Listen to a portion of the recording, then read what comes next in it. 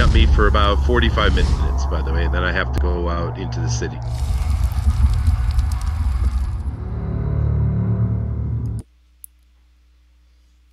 I know that Denali and DeWolf are talking as well, so if you haven't dropped them a link, do so. Oh, I will. DeWolf is like got a weird Twitter. Yeah, you can just drop it in the Facebook, man. The FanSpeak Facebook group. Okay. Not in, I'm talking about the FanSpeak Messenger, right? Not the main page. You don't want to do that. Right. Right. Speak Messenger. Oof. Next question. How do you delete a message you posted to a whole group? Oh, you can. You can do that. Yeah. This is, obviously learn on the go. I'm trying to figure out,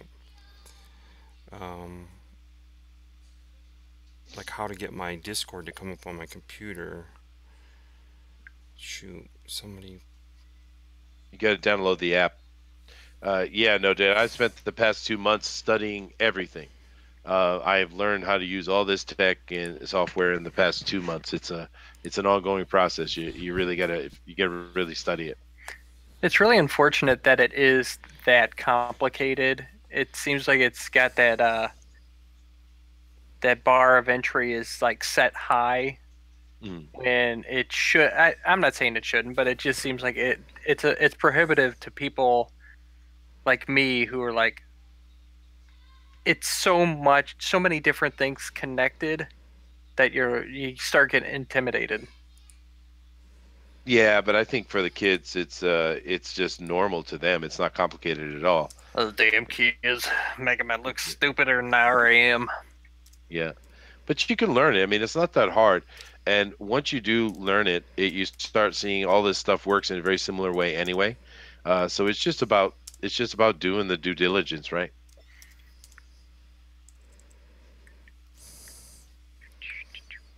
Okay, we're on. Chester, you've never actually watched Archer at all, ever. Now, do they not have it over there?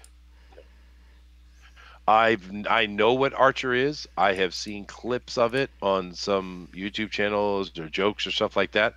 But no, we do not have that over here at all. No. No. And by the way, you are sharing your screen. You do realize that, right? Yeah, I'm doing it on purpose. I have you white boxed. Why is it sharing? Oh, you're talking to him? Yeah. Oh. Yes. Oh, he can do what he wants. That's all right. We'll pick. I told him midget porn's coming up soon. Perfect. Oh, wonderful! That'll just bring in thousands. But no, I've never seen Archer. Now, if there is something like Archer that you want to watch, because everyone talks about it. Okay, I want to check this out. How much red tape or whatever you got to go through to be able to do it?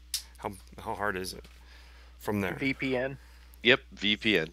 That's the easiest way to get around it. I run a VPN on my channel, on my computer, and I live in San Francisco because that's exactly the place I would live. That is a place to for a saxophone playing bear to make some money. It is. It is. Hello, boys. No, why? What stopped you? Like, why haven't you checked out Archer? Seems right up your alley. I don't know. I'm an extremely busy guy. I do run 2 businesses, and then I just added. Yeah, you definitely. I added another. Yeah. Yeah. I get that part. And mostly, what I do as far as my free time, I usually will do things like I like board games, so I'll paint miniatures or. I just do other things other than sitting in front of I don't watch much TV, to be honest with you, anymore. Although my wife and I will watch some stuff together, like Daredevil. She likes that. But yeah, I just don't do much of that when I work, and then I come home and I do my other stuff. Now, of course, I'm doing YouTube, so I'm watching a lot more videos than I usually do. But yeah, it's cool. I checked out that cat shit you told me about the other day. No, that looks fun, Cat man. Shit I want to. I 1. want to. Yeah, Look at yeah. that step I Yeah. almost stepped in. Look at it. No, that looks really cool, dude. I want to watch that. Yeah, it's unfortunately, I don't, like you say, I don't have really a lot of time. I know I've heard of something here they use called Crunchyroll, and I think Cat Shit 1 is on Crunchyroll. But again, it's like almost, oh God, another thing I gotta learn. I gotta download another thing. There's a point where your head might explode by all the little things that you have to learn to sort of stay trendy or stay on top of things. Crunchyroll can be watched on your phone or computer, and it's just like, oh my God, just another thing that I'm gonna have to sort of figure out. And I don't know Yep. if No, you just I'd get say to, it took me about 2 months to get ahead of the curve. yeah. But I'm ahead of the curve now. No, this is sort of maybe when Ryan gets here, he can really talk Archer. I mean, I love Archer. Granted, it's one of the funniest, absolute funniest shows on television. There's a lot of sort of in history jokes. Um, Obviously, there's a lot of phrasing jokes that they constantly do. And there's a lot of, I wouldn't call it toilet humor. Would you call it toilet humor, Chris? It's a little more highbrow than that. It's not fart jokes and stuff like that, but there is a little bit of that. I there is, but I'd say a lot of it is not vulgar, but it's crude, and how some of it's not. I don't want to say it's disgusting crude, but it's crude in the sense that they go at pretty much everything. Like they go at sex. They're not afraid to have a fart. It's they do stuff with drugs. People get shot at random. Right. So The, it's not. I think if you saw Jackass and combined it with like James Bond or something like that, that would pretty much be the show. ooh, that's Oh probably wow. that's actually not bad. Because if you try to tagline something like that, you just picked up on something I didn't really ever think of is using jackass as sort of a reference to a tagline, because that's not easy to do for any, even doing that for a comic book. This is sort of like this and this, or a combo of this, or Ignition is a fire character, kind of like Johnny Storm, but he also has the ability to control that fire, somewhat like Green Lantern controls his constructs. That's really difficult, but you picked up on something. Yeah, is a lot of jackass stuff in there, but it's not purpose. It's not done like, oh, let's go out and be funny by being knuckleheads. We're not going to go slap our grandpa because he's sitting in a chair in his underwear. We're not going to slap him until he gets up and chases after us. Okay, now before we go any further, I do need to interject here. Two things. One, Risey Lee is threatening to drop the link in the to the Hangouts in the chat, which really would, of course, he's joking, which wouldn't matter at all because I'm sitting here watching your channel and your Hangouts address is sitting right up top, and anybody who's watching this could grab that and come into your Hangouts anytime they like, take it over, and rush it as they like. So what you need to do is go fix that. You need to move up the Hangouts panel so it takes that off the screen, dude. And what's so funny is like I'm sharing my screen and I haven't Is even that sabotaged better? this. I have to wait because on our because you understand we're in Hangouts. We're separate from your Streamlabs. You are piping us into your Streamlabs, so we don't see your Streamlabs. So I'll wait and see how it looks up here on the channel. But you are showing the world exactly where you are, and they could come and steal it, take it over, do whatever they wanted. Oh Lord, please don't give anybody that idea. But you need to take it in the screen it's in your Streamlabs, and you need to pull that screen up so so the address disappears. Okay. I did do that. I moved it up by 117 pixels. Oh, All right, you need so to do 119 pixels. so there you go. That's better. Okay, Yeah. Now excellent. probably what I probably would have done is I would have expanded it and that way we would have still been sat on the bottom, and you could still get rid of it. But as it is, you're safe right now. Okay. All right, we'll work on it on a different day. One thing at a time. Do I drop the link you sent me in Hangouts? Sorry, not in chat. No, no, no. I've sent you an email because you're trying to get onto a phone. What I believe you have to do is click it, and then it'll bring you to the phone Here. version of Hangouts, correct? That's right. Yeah, you got to do it through email with him, or you could do it through Discord. Did you try Twitter? I did. I did send it through Yeah, Twitter. I know. Okay, he's got to do email then. Just go into your email and click on it. Just touch on it, and it'll bring you over to here. Now, if you're not a history buff, a lot of the jokes you'll miss because he likes to. Well, he references pop culture a lot, like with Kenny Loggins gets referenced, The Highway to the Danger Zone. That goes through like 3 or 4 episodes, right? Right, Chris? Isn't there a lot of Kenny Loggins? He actually shows up, doesn't he? Oh, I couldn't tell you that. I can't remember. I don't remember ever seeing him. I just know that it started out like with he just did it one episode, and then it became a running gag. But it wasn't used like every episode. But for the most part, like that first season, it kept cropping up, and you knew it was coming. Yeah, it definitely there's a lot of there's a lot of things that reoccur running wise as far as jokes, but the Kenny Loggins has a payoff. I think in when they do the Miami Vice season where they try to I think season 5 they end up with a big amount of coke, and they decide, well, we won't be spies anymore. We'll be drug lords. So we better get a base of operations in Miami so that we can at least make money off of this coke so that we can keep our spy agency open. And so they do that. They become... I don't even want to give it away because it's so funny, but they become sort of... Hey, Todd, yeah? Todd, unwhite box me, please. Okay. Damn it, Todd. I didn't mind having you... Oh, look he's trying to show off. No, I'm trying to help you so that when you speak, people see you. Oh, I don't even care. I'm looking at Chris. Chris is showing off here. What's he got? What's this? Chibli? What do they call this? No. Chibi? Is this... Chibi? No. Somebody did a Funko Pop mock-up of the character. Nice. And I've actually seen some of these Funko Pops, you call them? I've seen some of those for Archer, actually. Yeah, definitely. They do the whole cast. Yeah, Funko went nuts with, like, they will license pretty much anything. There's a place called V-Stock here in St. Louis.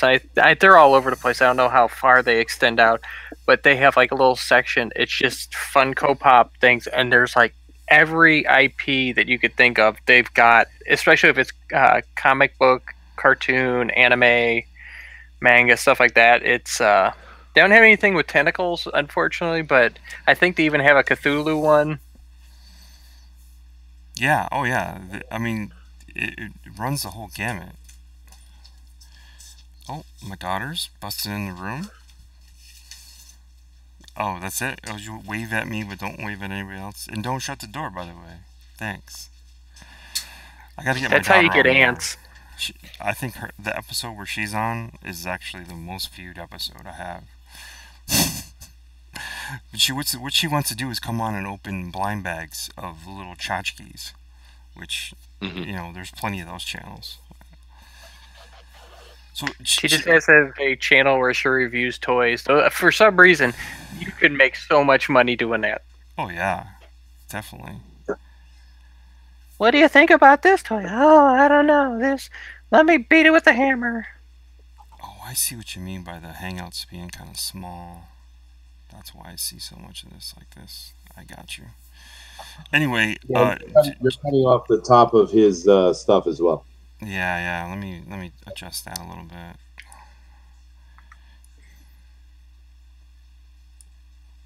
How's that? I wonder if that'll be okay. I'd watch the stream, but my PC's doing a thing where they pull all the it's pulling information into another program. So I think I have like 256 megabytes of RAM in this computer.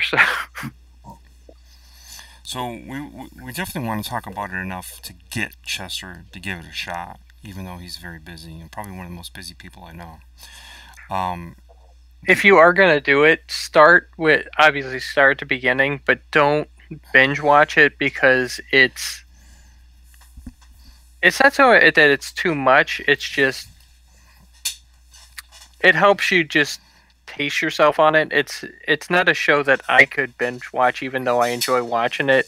I know Todd will probably binge watch the hell out of it, but for me, I need a little break in it just because of the. It's just too much visual information at one time for me. Well, I'll certainly check out a few episodes, Yeah, if you ever get a chance, I'd like to hear your take on what you think of it. If it fits in your, along with your sense of humor. I think it does, but then again, I only know you through a small amount of interactions on these streams. But to me, there's as far as funny goes. Now, a lot of people like certain shows, sitcoms, but if you actually watch a sitcom without its laugh track, they're not very funny at all. You almost have to get into the moment and realize the laugh track actually helps you think it's funny, because it's like Big Bang Theory is not very funny. You could thank Desi Arnaz for that. Right? So, as far as actual funny shows, Always Sunny is a funny show. Anybody watch that? I haven't watched that in a while. You, Chester? No, I've never seen it. I like Bob's Burgers. Bob's Burgers is funny. I like the first 3 seasons of Arrested Development. Once they went to Netflix, yep, I checked out. See, that's a different kind of humor. That's trickier. My family watched some of that Modern Family. It's probably the last sitcom I've seen. Yeah, Modern Family can be funny at times. Big Bang Theory. Yeah, that's not funny at all. You think it's funny. You try watching that, go to Oh no, I can't. My mom watches it, and I've like walked in, and I'll hear a joke. I'm like, if I can tell the punchline to a joke before they've even finished telling the joke, I'm done. So, and I was like, yeah, I gotta go. I'm gonna have to hurt somebody in a second.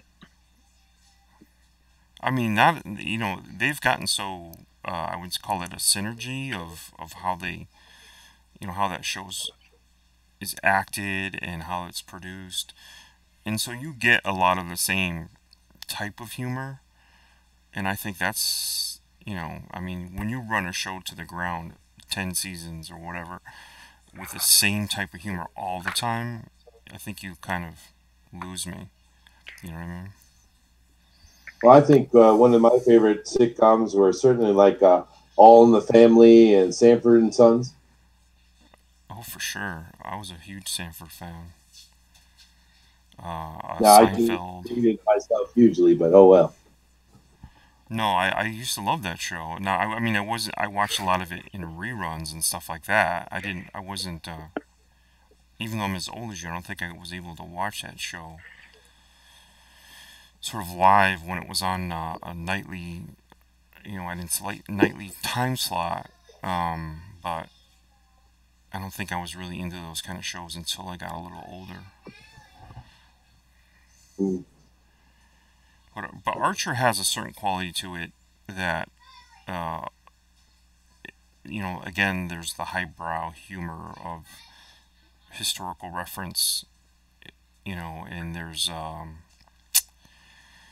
it definitely has the action, it does have sort of a formula of action, humor, I don't know what else. Oh, in strangeness.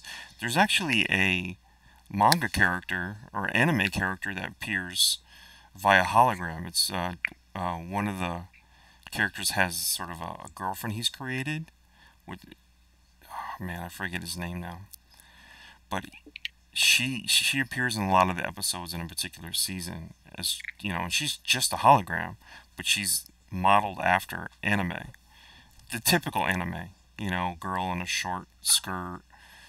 I think she might even have furry ears, um, which sort of is a subculture to their anime, which I'm sure you know all about, Chester. Do I? Well, being over there, you must realize why is that so popular? Well, Little young girls with furry parts, furry ears, or furry. well, there's two answers to that question. One, you have to understand that Tokyo and Japan are two separate countries. They're not the same. You can't if what Western people know Tokyo, they don't know Japan. They're literally separate. Second, Japan is all about cute. Everything's cute. It doesn't matter how old you are. It doesn't play a part. Everything is cute. Cute all 24/7. So little girls with furry ears and tails is cute. So that's about it. But Now, you also have an otaku culture, and they are weird and creepy at varying levels. But here in Japan, it's okay. You can be otaku. There's nothing wrong with that. What is otaku exactly? Perverted? Creepy nerd, Oh, okay. but perverse it will certainly play a part in it. But the Japanese they don't judge, man. You can do whatever you like, you know, and that's why. so clearly, I haven't really figured out this whole Discord thing. Because I did drop the link, but I dropped it in show discussions, and I Well, didn't. you're in the drawn and quarter page. Good lord, what do I want to be in? You want to be in the well, it depends who you're trying to give a link to Janelli and DeWolf, right? Yeah. So go over to FanSpeak. Okay. In general. Yep, just drop it right in the general. Yeah, but you're still on the drawn and quarter. You have to go on the side and click on the FanSpeak one. Yeah, I did that. I just dropped it just now. It says I'm in FanSpeak, and then it says text channels general campaign. Okay. Yeah. Then you're good to go. Okay. Holy crap! This is gonna be tricky. Oh, another piece of tech I gotta learn. As far as being a on your Streamlabs, can you look down the bottom? Can you tell me what is your FPS right now? FPS. Which? Very bottom. Yeah, I have two numbers going. There's a CPU and then there's a KB/S. Yeah. What are those two numbers? One is jumping around or hovering around 29%. Okay, that's fine. Next one. And this one says 2673 KB. Okay. And next to that, you're going to see one that says a drop rate. What is your drop rate right now? It says 0. Good. Okay, you're fine. Because your delay on screen delay is like 15, 20 seconds. It's really big. Now, is that something I can control? Nope. It just depends on your internet. And it's fine. It doesn't matter anyway. They're seeing it all together when they see it. So it's no big deal. Ooh. But you are operating on a very big delay here. Kat wants to join us. I wonder if she knows Archer too. I wonder if she's an Archer fan. She just friended me back, so Let's see if we can get John Cat. Diller Gaming System says, "This is stuff you do offline, Todd. Jeez Louise." Right. I haven't heard that in a long time. Jeez Jeez Louise. Yeah, right. Hey, he needs to watch his language. That's unacceptable. Cat, I'm gonna send you the link. If you're an Archer fan or just want to come in and hang with us, you're more than welcome. If you're not an Archer fan, you'll fit in real well. Yeah, because I gave Chris homework and obviously that went awry. I did the homework. No, My I'm problem kidding. is I don't have retention. You're supposed to be a writer. You're supposed to have awesome retention. Oh God, no. I've played hockey with people for like 13 years. I don't fully know their names. I just know like somebody will say their nickname and I just go with that. And I don't ask. Like unless I'm on the team with them, it's that douchebag who's going to try to go backhand and roof it, and it's just I know people's mannerisms more than anything else.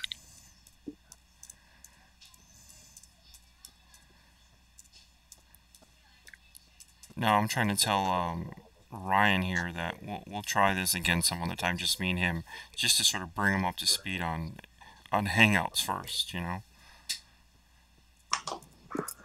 Sure. Ryan's gonna go sit in a corner and cry now. I really wanted to talk about No, I Archer. really wish he could get in here. I noticed when I put the Hangout in email, it all of a sudden turned to a sign-in thing, which that's been happening on Facebook. So then I stuck it in the subject line because it wasn't going to be clickable as just in the where you write. It wasn't going to be clickable. I don't know why it does that.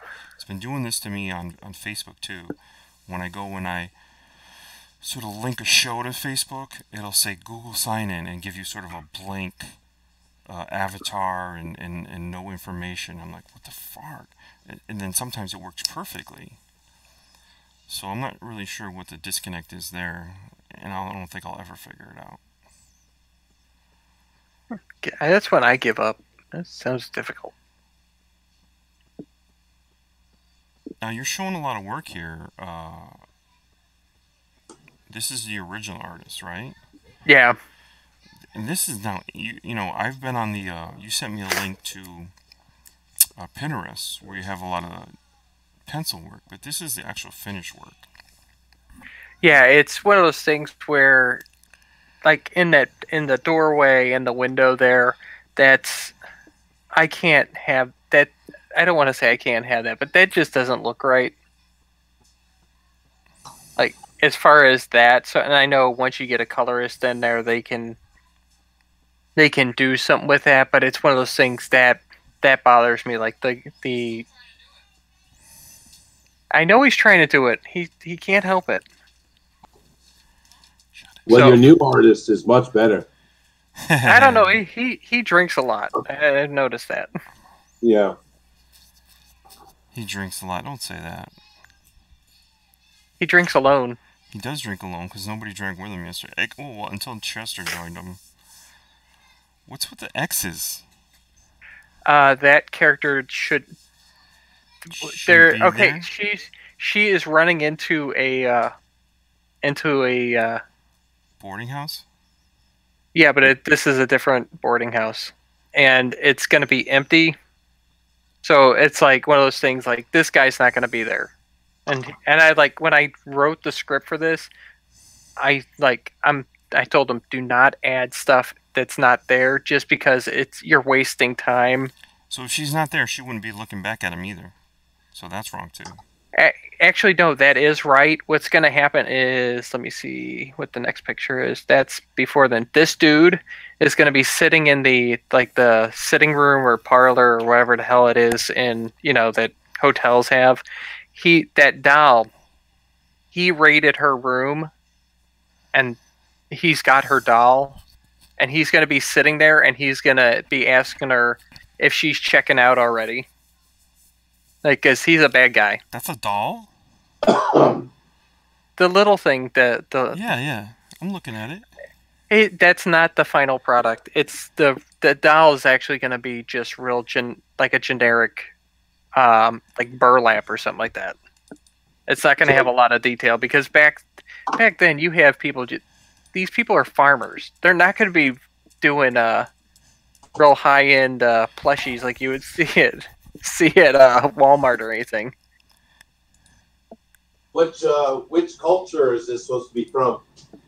This it's like the snow leopard species or whatever you want to call it, and this is going to be more. It's going to be Japan, China, that part of Asia, where it's going to be martial arts. It's going to be feudal, where they don't. Pretty much how the martial arts were invented. They like the rulers took all weapons and were like so they had to learn how to fight, like defend themselves with their fists and with farming utensils and everything. Hey, it's Denali. Well, the reason I asked is because actually, of course, it doesn't matter. You don't have to do this, but if you wanted any kind of historical accuracy, the dolls would be made of wood. Oh, okay. You don't have to. I'm just mentioning it. The only reason I wanted it to be a fabric is more or less that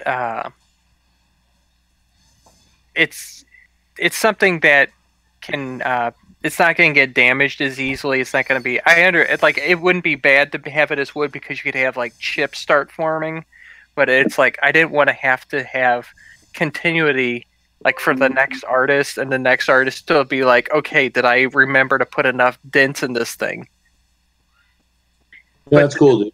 The doll itself is a pressure point for her because it's the only thing she has left of her life before she started on this, and like her and her dad made it when she was like a little kid, and it's like what's going to happen to this guy is she's going to see that he has it. No. But he's sitting there and he's going to be saying, I love this doll, and you know what? My daughter would love it too, and she is going to beeline for him and just choke him and tell him to put it down. So it's like, it's one of those things where it's, of all the things you could do to piss her off, this will be like the surefire way of anybody getting on her bad side. So John Dillard says Chester is on the toilet yelling with the door open. Is that what it sounds like? It does, but that's okay. I didn't want to say anything. It's okay.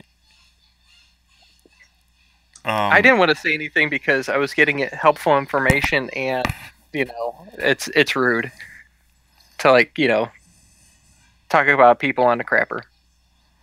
Well, I am not. I'm sitting in front of the computer. I just took my headset off. I usually use the headset, but I don't like it on my ears longer than I have to. No, I get it. It's not a big deal. He's just picking fun. Yeah, never take me seriously. Okay. This stuff right here, this is what you would call, what is this? Furry, right? This is furry stuff. That's in the simplified way. It's like anthropomorphic. It's like Bugs Bunny. That's the term that I always learned was anthropomorphic, but obviously furry. It's just when you go and advertise something, you don't go, "Hey, look, we got some furry stuff here," because the word that comes after furry is usually porn, which that's fine. I don't care. I figure if I will know I have made it when somebody starts drawing like pornographic images of the main characters. Well, you never know. John might do that right off. No, I mean, actually, furry, this is a big community that likes this stuff. This is not something small, actually. There's a lot of fans of this stuff. Yeah, that's something we could talk about a little bit, is the diversity of the community itself. And Denali was hitting on sort of like, maybe somebody out there would want a war book. Now, to me, what I would just say is, as the creator, don't be afraid to create. You're going to create your passion, basically. If you put your passion into your project, if your artist puts his passion into the project, then it doesn't matter what it is. It'll sort of show up in the Indiegogo, Now you might get some people who go, well, I'm not really into like war stories or whatever, but I have run the gamut myself personally. Some Garth Ennis has done some war stories that are just excellent, absolutely excellent. Um, so I don't really have sort of that uh, genre, like a specific type of personality. Um, if I can see the passion in the work, then I want to try it. Like for instance, now granted, I started this just recently. Some of these campaigns I missed out on because of my timing, and some of them I missed out on because um, there was sort of a lull in my gig, so I just didn't have the money to do so. But there was a few that I'm very interested in, and one is a Mitch because he's creating sort of a world almost similar to mine in the sense that he has Golden Age heroes and there might be different versions of Red Rooster that have happened throughout history and stuff like that. And I actually talked to him, and I almost wonder if I turned him off because I didn't really know this about Red Rooster until I was telling him about Ignition, and then all of a sudden he kind of went quiet, and I'm like, oh man. Then I learned about Red Rooster, and like, oh, these ideas are a little bit similar, some of it. My character is not similar to Red Rooster, but some of the universe building is very similar. So I almost wonder if he felt sort of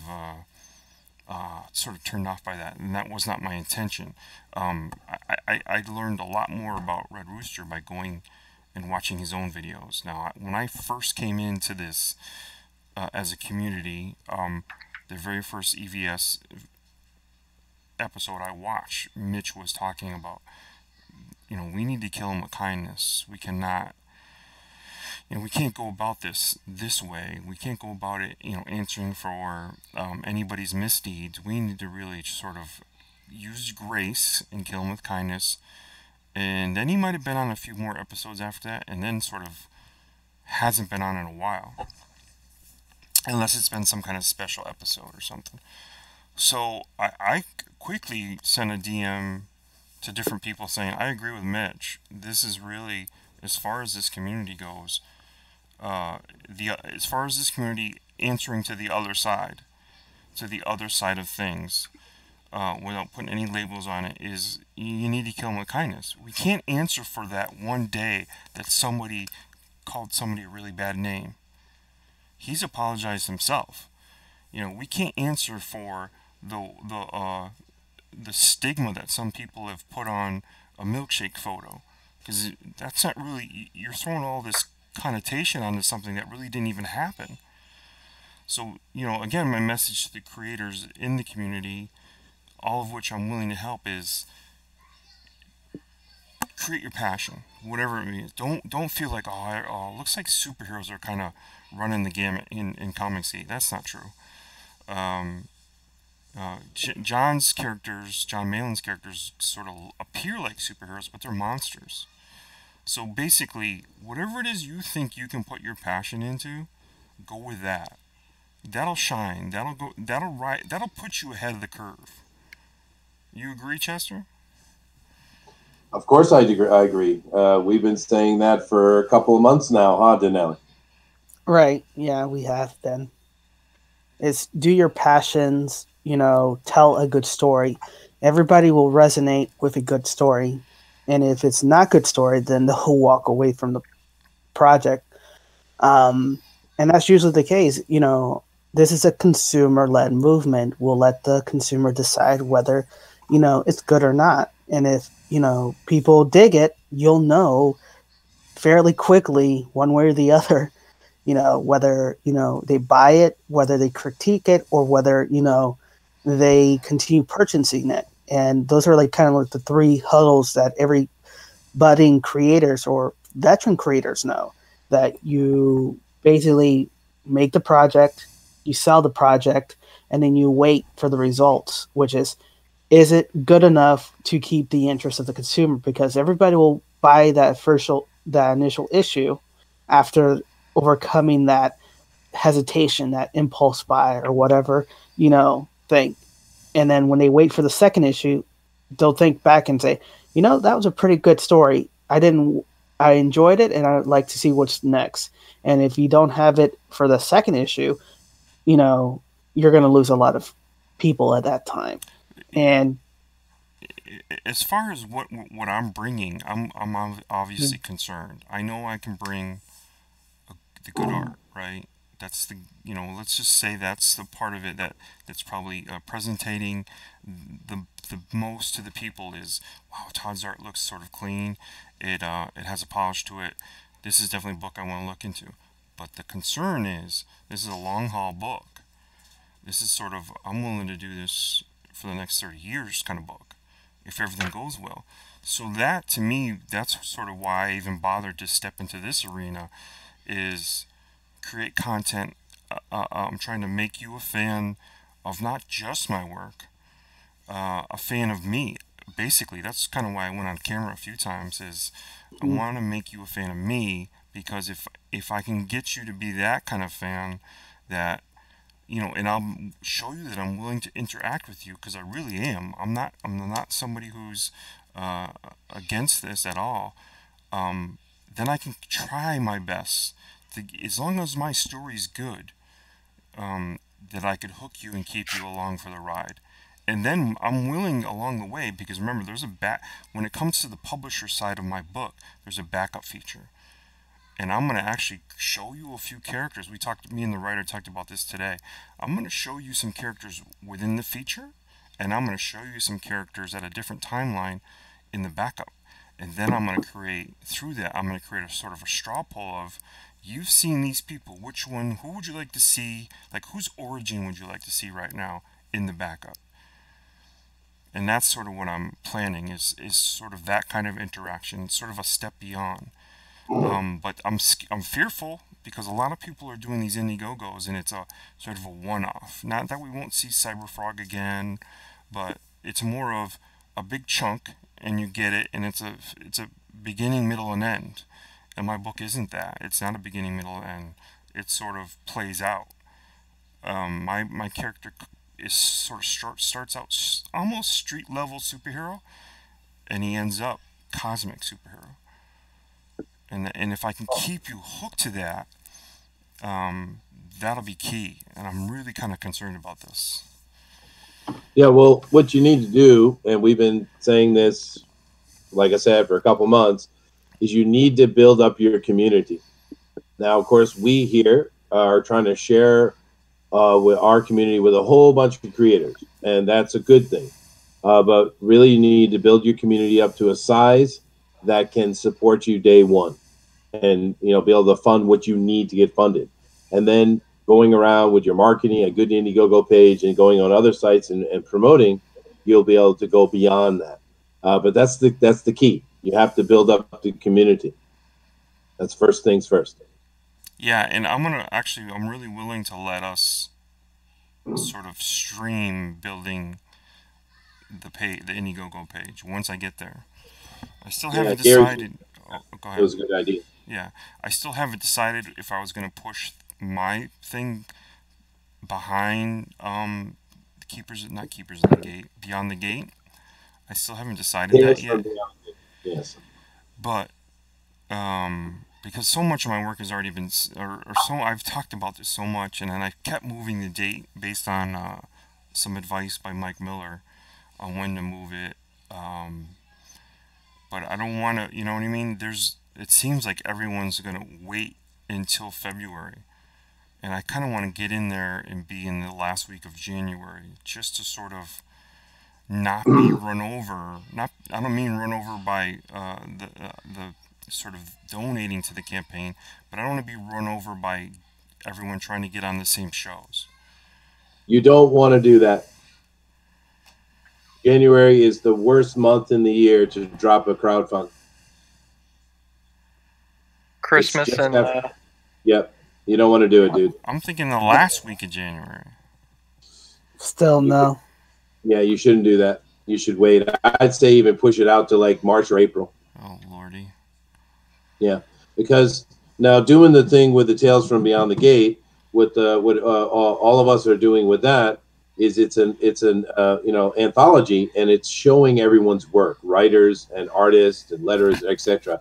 it's an advertisement, right? Of course, you want to be able to make some funds on that so you can put it toward future things, but it's about advertising.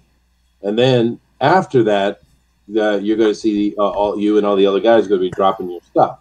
Yeah, you definitely don't want to drop in January. Do not do that. Not in December and not in January. You don't want to do it. Okay. Sorry, dude. I'm just telling you can if you'd like, but you might get lucky. But it's just everyone, December, everyone's spending money on Christmas.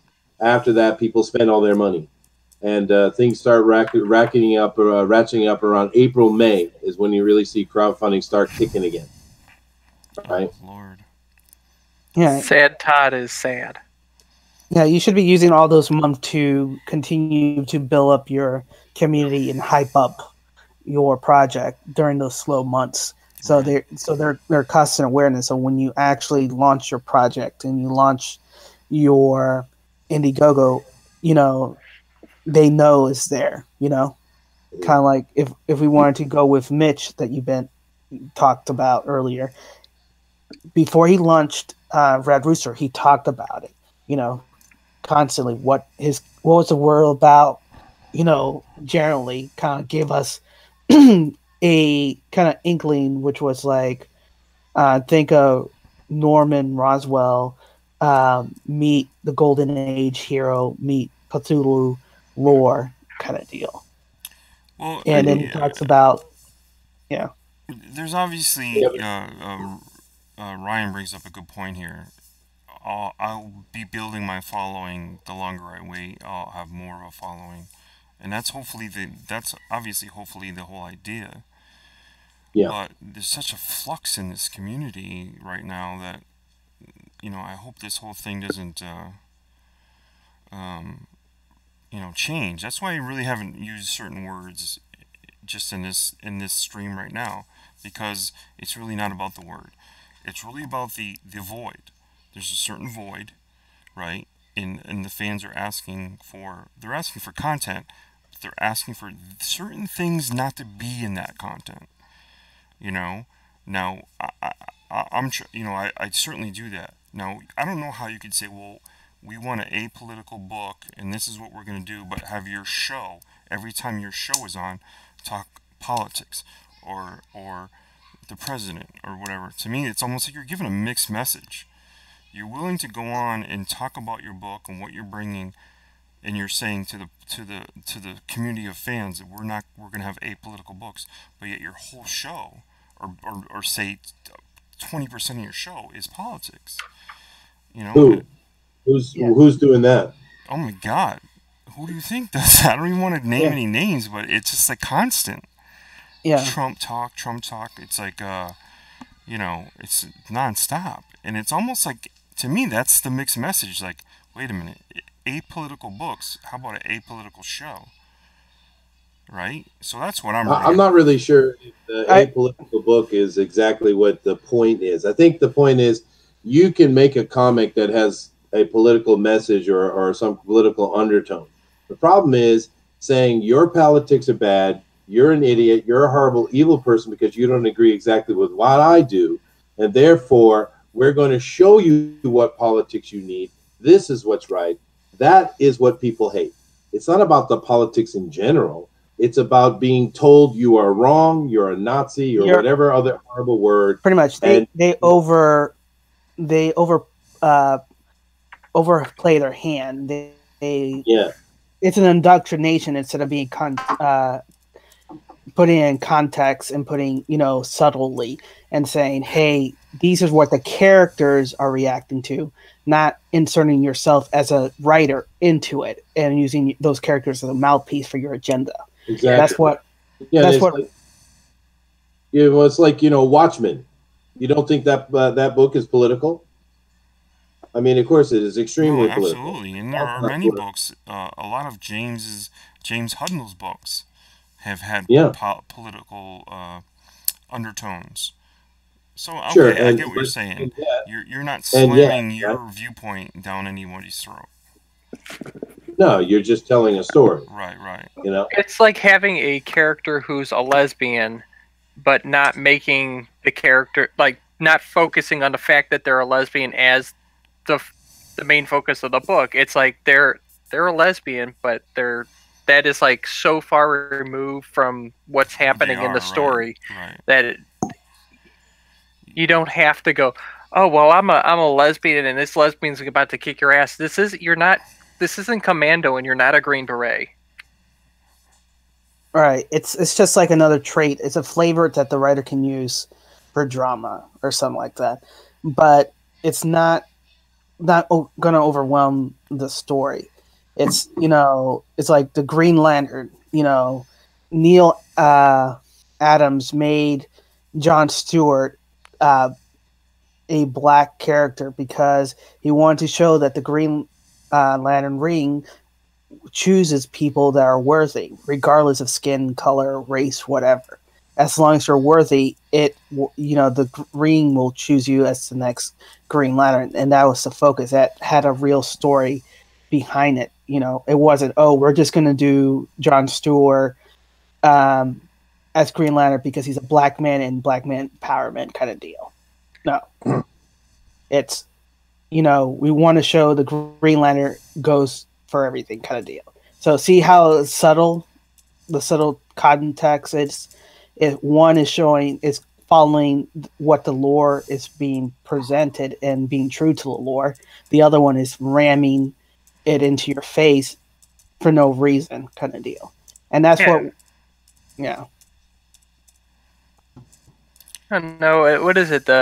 Border Town, where they're like, they come out and they tell you I'm this and I'm this and I'm. It's like, I don't care. That's not important to the story. There's no reason I need to know that your genetic makeup in this book. It's like, I need to know about you. It's like I've talked to people who have come up who've been like, I'm a gay black man, and it's like, what is, that's not interesting to me. I need to know about you. Tell me, like, what do you like doing with your free time? Like, I was talking to I train people at work now, and we have this new kid, and I'm like, oh, what do you like to do? And he couldn't articulate what he enjoys doing with his free time. It's like, dude, that's not interesting. I didn't say anything to him just because that's not that important, but it was just like, come on, everybody is interesting. Like, everybody has that thing that's like, oh, that's pretty neat. It's like a thing you do, or it's that thing that people want to get drawn into what they have in common with you, not your skin type or anything. Like, if you go to England and you go to a pub and there's a soccer game on, or football, as the cool kids say it, you'll see people like Manchester United or Arsenal or something like that, and no one cares about what genetic thing somebody is. If they hate you if you're like Arsenal or Manchester United, but they don't, it's not like they're happy that you like football as well.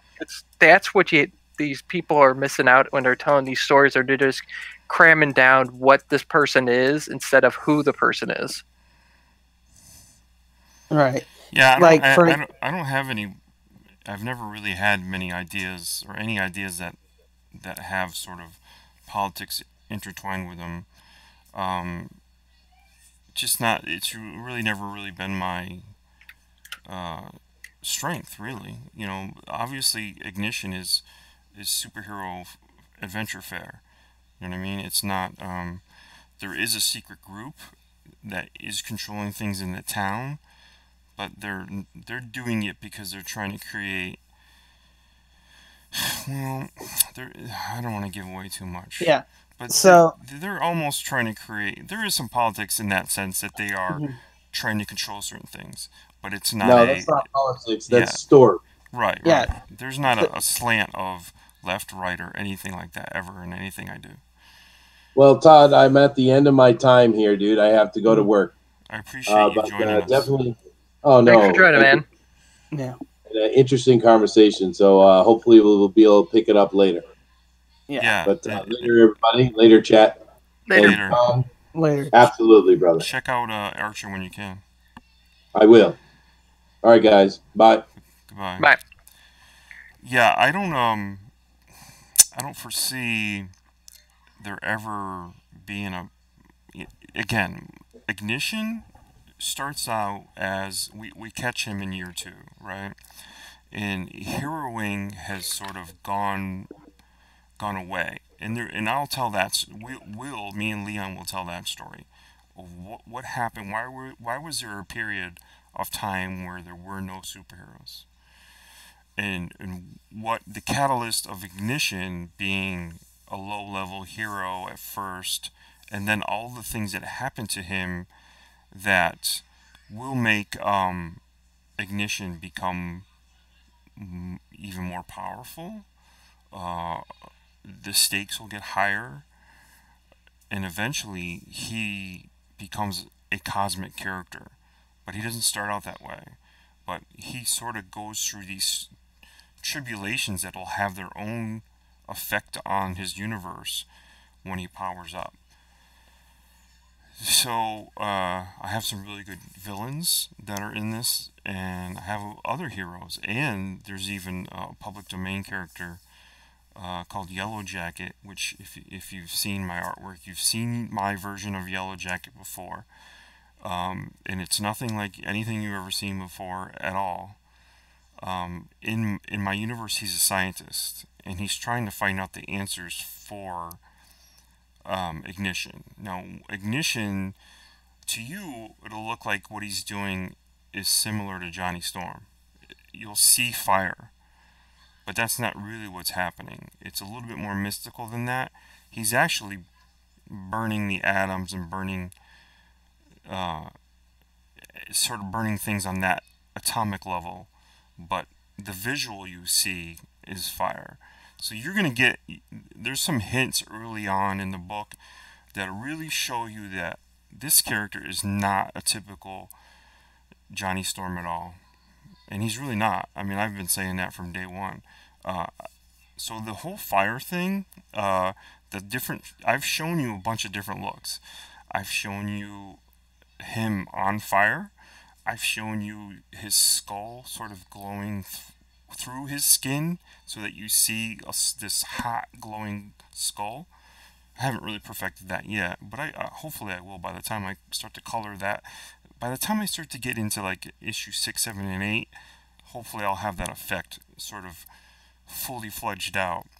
But again, you'll see these different stages of Ignition and what causes these different power-ups.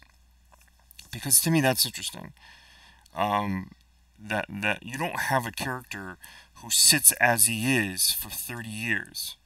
That you have something that creates, again, this is going to create tragedy in his life. A power-up may kill somebody, not that this is going to happen, but a power-up, imagine a power-up or a level-up sort of killing everyone in his apartment building.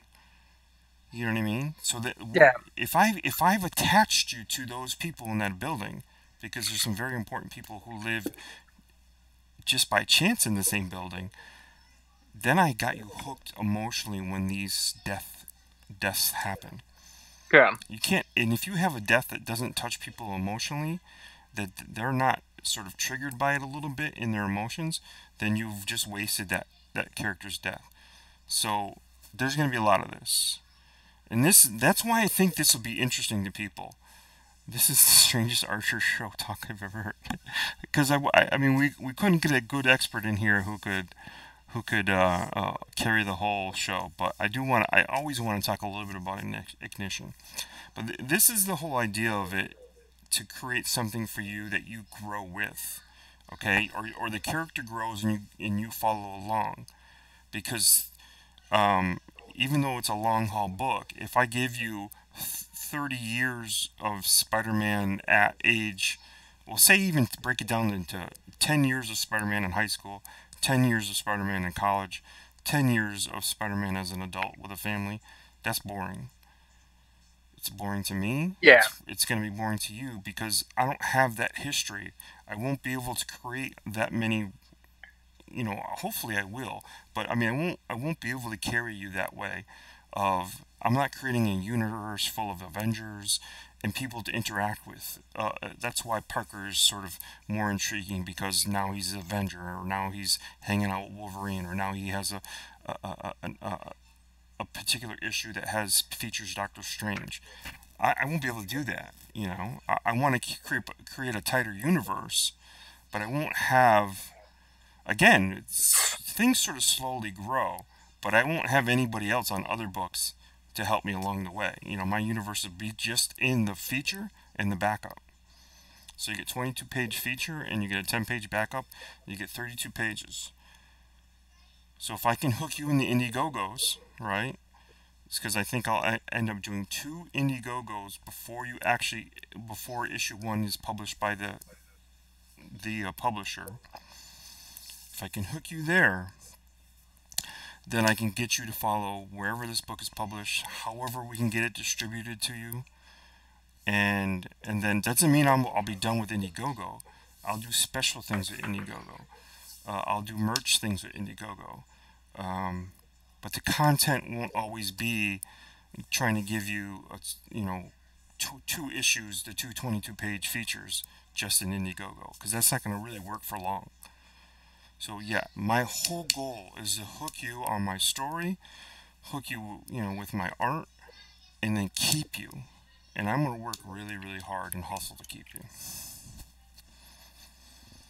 It's all about the hustle.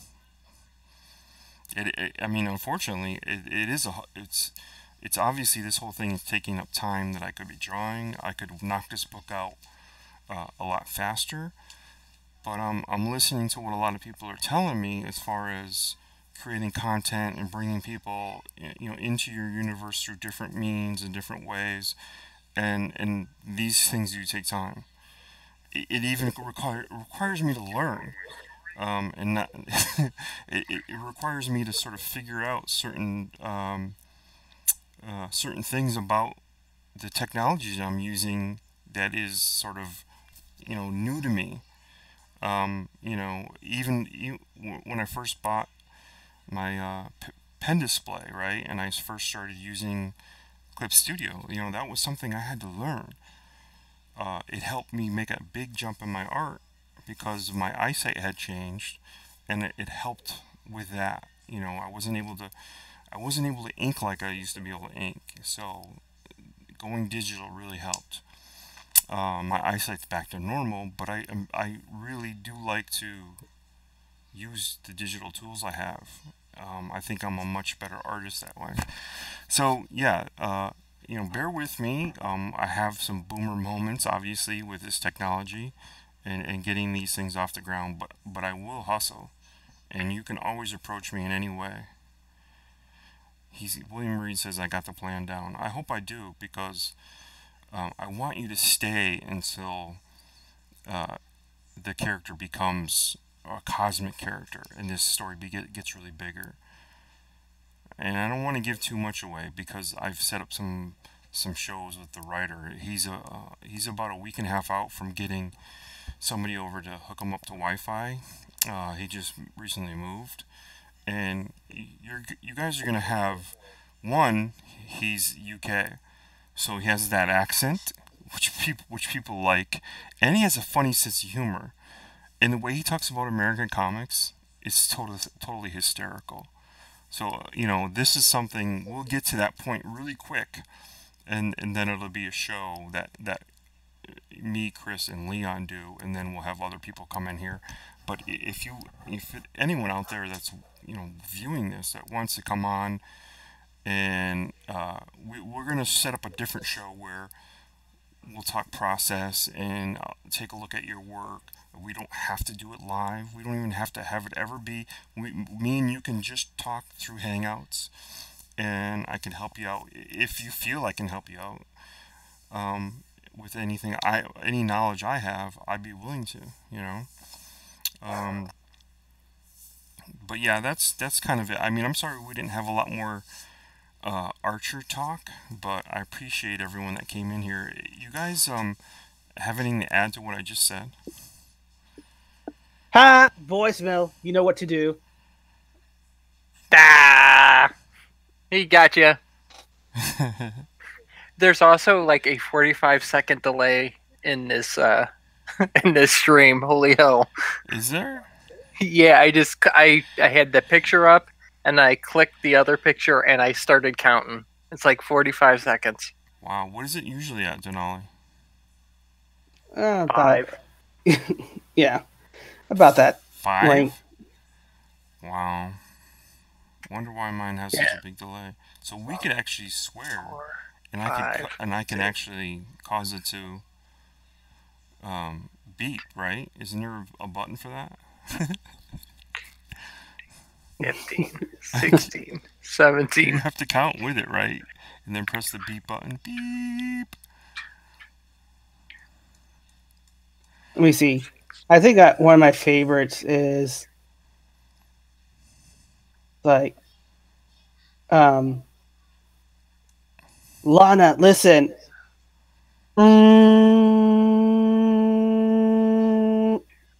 Oh, you're doing. Is that from Smallville? No, is one of his prank voicemail. He said, "Lana, listen." Leave it. Oh, you're talking about Archer, right? Yeah. Holy Oh. crap! It is up to a minute now. Do you have anything to add as far as Archer goes, Denali? Are you a huge fan? Yeah, I've been watching all the seasons Yeah. for it. I enjoy when he was doing the Secret Spy and stuff. I don't know how much I'm really enjoying these standalone seasons.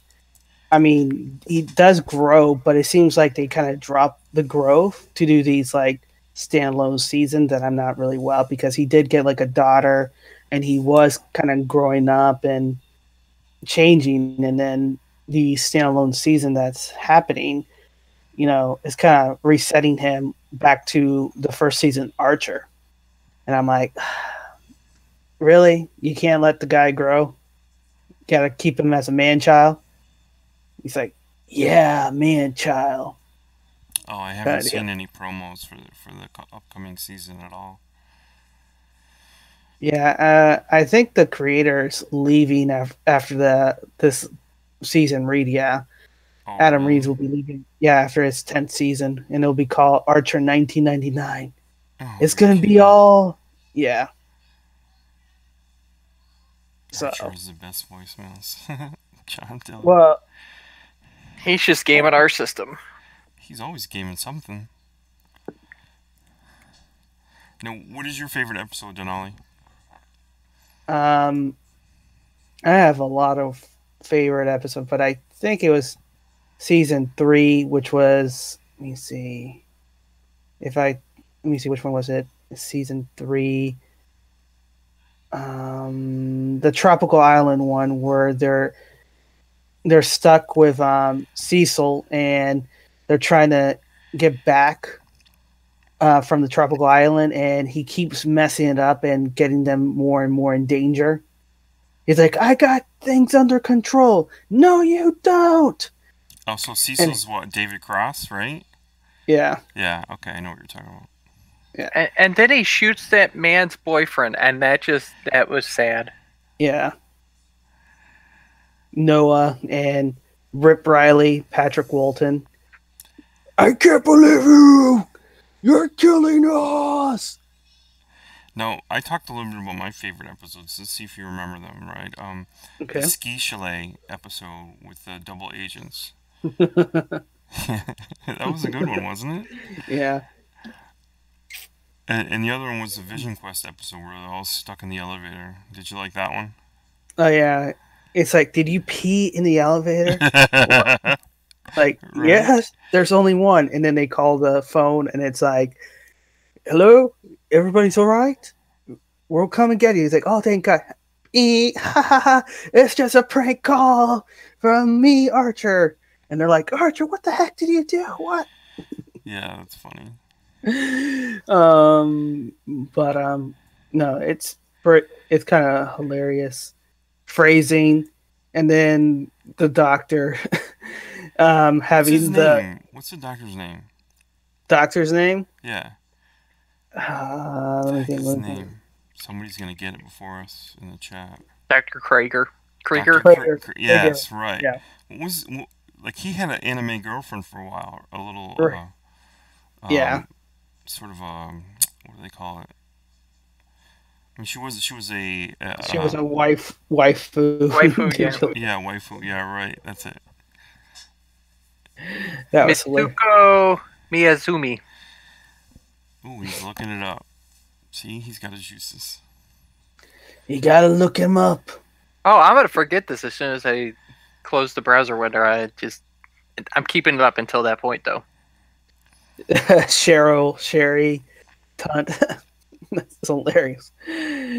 Pam, man. Pam. Kat says, I loved all the references to baby Seamus from the old seasons. Uh, I love the episode where Archer's mom goes broke. Yeah, isn't that where we end up in Miami? Because they have all the coke, but they don't have any money to keep going. right. That's when Cheryl is, I think, a superstar, it's a country singer, sensational, and then she forgets all about it. Right. Now, Denali, have you ever seen the pilot episode as Raptors? Have you ever seen that? I don't remember. I probably did, but I don't really recall the pilot. They did the whole pilot episode as if every character was some sort of talking raptor.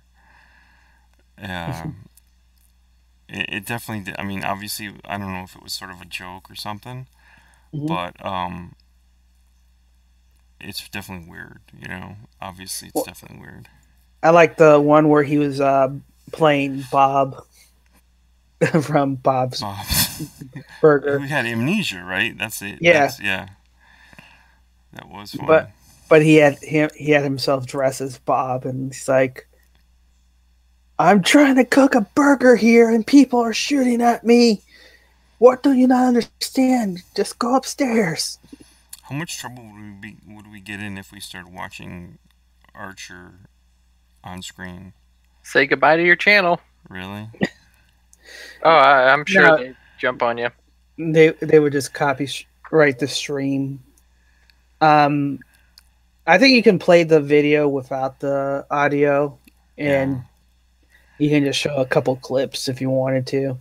I know you can do a commentary of it, but it's one of those things I don't know. I think like if you tried to do that when Nintendo will destroy you. I think probably Disney would just crush you. Yeah, Cocaine Pam was at her best. She was the funniest for that time. She was always on. She was always high and looking for more. It was funny. Yeah, they ran that to the ground though a little bit. Well, remember where she was going to her sister's wedding? Oh yeah, she wanted Archer to go with her, right? Yeah, it's when Barry shows up. Exactly. Yeah. And they all call Archer gay. He's like, "What kind are you, gay?" He's like, "What do you mean gay?" I'm like, "The manliest." Yeah, right. Look at how clean and well dressed you are. Pam, you got a gay guy to act like your boyfriend. How sad it is. Do you did you ever watch Sea Labs? I mean, are you a fan of that? Or Sea Lab, whatever it was? Yeah. I watched back in the early Adult Swim. Did you watch Frisky Dingo? No. I never really got into Adult Swim. Mm-hmm. So they're made by the same creator. John hated every episode with Christian Slater. Christian Slater feels the same way. Yeah, Ryan says Barry was his favorite character in Archer. Yeah, and Barry's sort of a cyborg, right? Is some of him human? He's not just a robot, is he?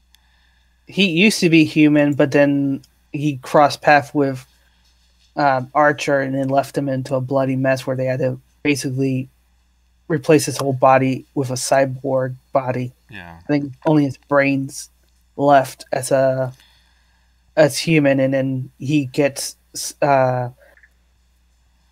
Archer's Russian girlfriend, who she dies and becomes a cyborg as well. Oh, everybody, spoilers. If you know, for if you haven't seen episodes, We don't care. we're doing spoilers here. We don't care. Spoil away. We don't care. No, I'm just kidding.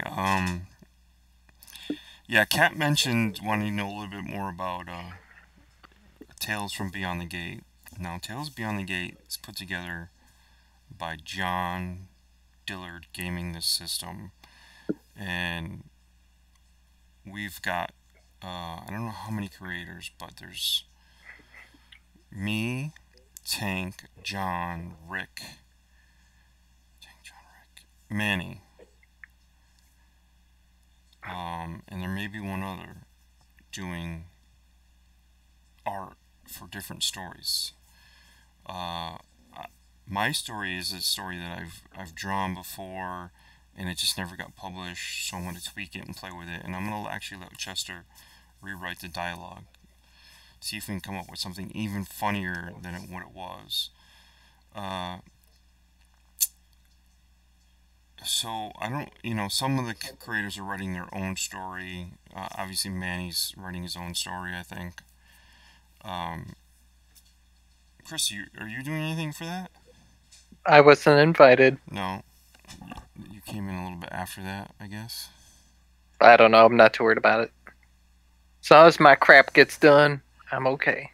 Right. So Tales from Beyond the Gate is an anthology book. John invited Ethan Van Sciver onto an episode of John Gaming the System, and he came. And John Malin actually showed up too, which was probably unbeknownst to John. I mean, he sent out the invites, and they all of a sudden they came. So it was really, if you want to see a really good episode, very impromptu episode that I was not invited to. He's not upset about it. I'm not upset at all. He's just if you want, John, have a neighbor start your car. Right. But these guys said they're willing to contribute one-page stories to help out the anthology, which is actually great. So this is why I might actually move. One of the reasons I might also be willing to move Ignition to a later launch date, which kind of kills me, but again, it might help with the publisher end because there are some publishers interested.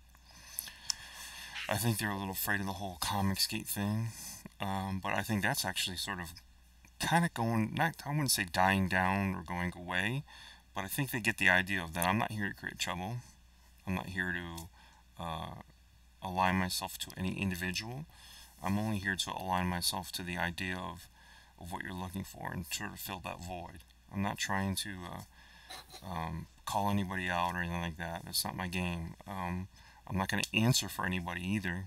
That's not my game. So hopefully I get lucky and find myself on some of the bigger shows when Ignition gets started. And I mean, to be honest with you, some of the publishers that are interested, personally, I'd rather have it published by All Caps Comics or one of the other creators who are going to start their own imprint. One of the people I'm talking to is Cautionary. So it's just one of those things that I'd be more willing to have it stay within the community as far as aligning myself to that idea of it and not sort of to any particular person. And helping, if my book will help out Cautionary Comics, or if my book will help out, even All Caps Comics or whatever, that's the idea. Is just sort of we're trying to build something a little bit bigger, and because there's some talks behind the scenes as far as distribution and other avenues and sort of revenue streams and things like that, and I obviously want to try to get to the point of to do what I'm doing is sort of I want to spend more time on the book. I want to spend more time doing that and less time sort of kind of doing this, So I want to sort of hone in on this, get better at this, create a bigger audience, and I don't know if I can give you 2 or 3 shows a day. That's not me. I won't be able to draw that way, and that might be why people are wondering, hey, where's Cyberfrog, or where's this, or where's that? You can't split yourself into that many pieces. It gets tricky. I think you need to be a little bit consistent of when you're going to drop your shows or do the live streams, Oh, and I kind of blame stick that on Chris completely. That's all his fault. and just stick with it. Kind of like, and I think if you see the bigger people, they kind of learn that as well, that they're, they still do it like randomly, but they've been kind of trying to be more disciplined and stick to a certain time frame to do certain shows or certain, you know, segments that they like to do each day. And if you kind of keep consistent, then your audience will grow, because then they know, okay, you're going to be on this time. Well, You know, why don't you help me with that? Because you're a little more in tune to what's going on. Because I'm willing to go on.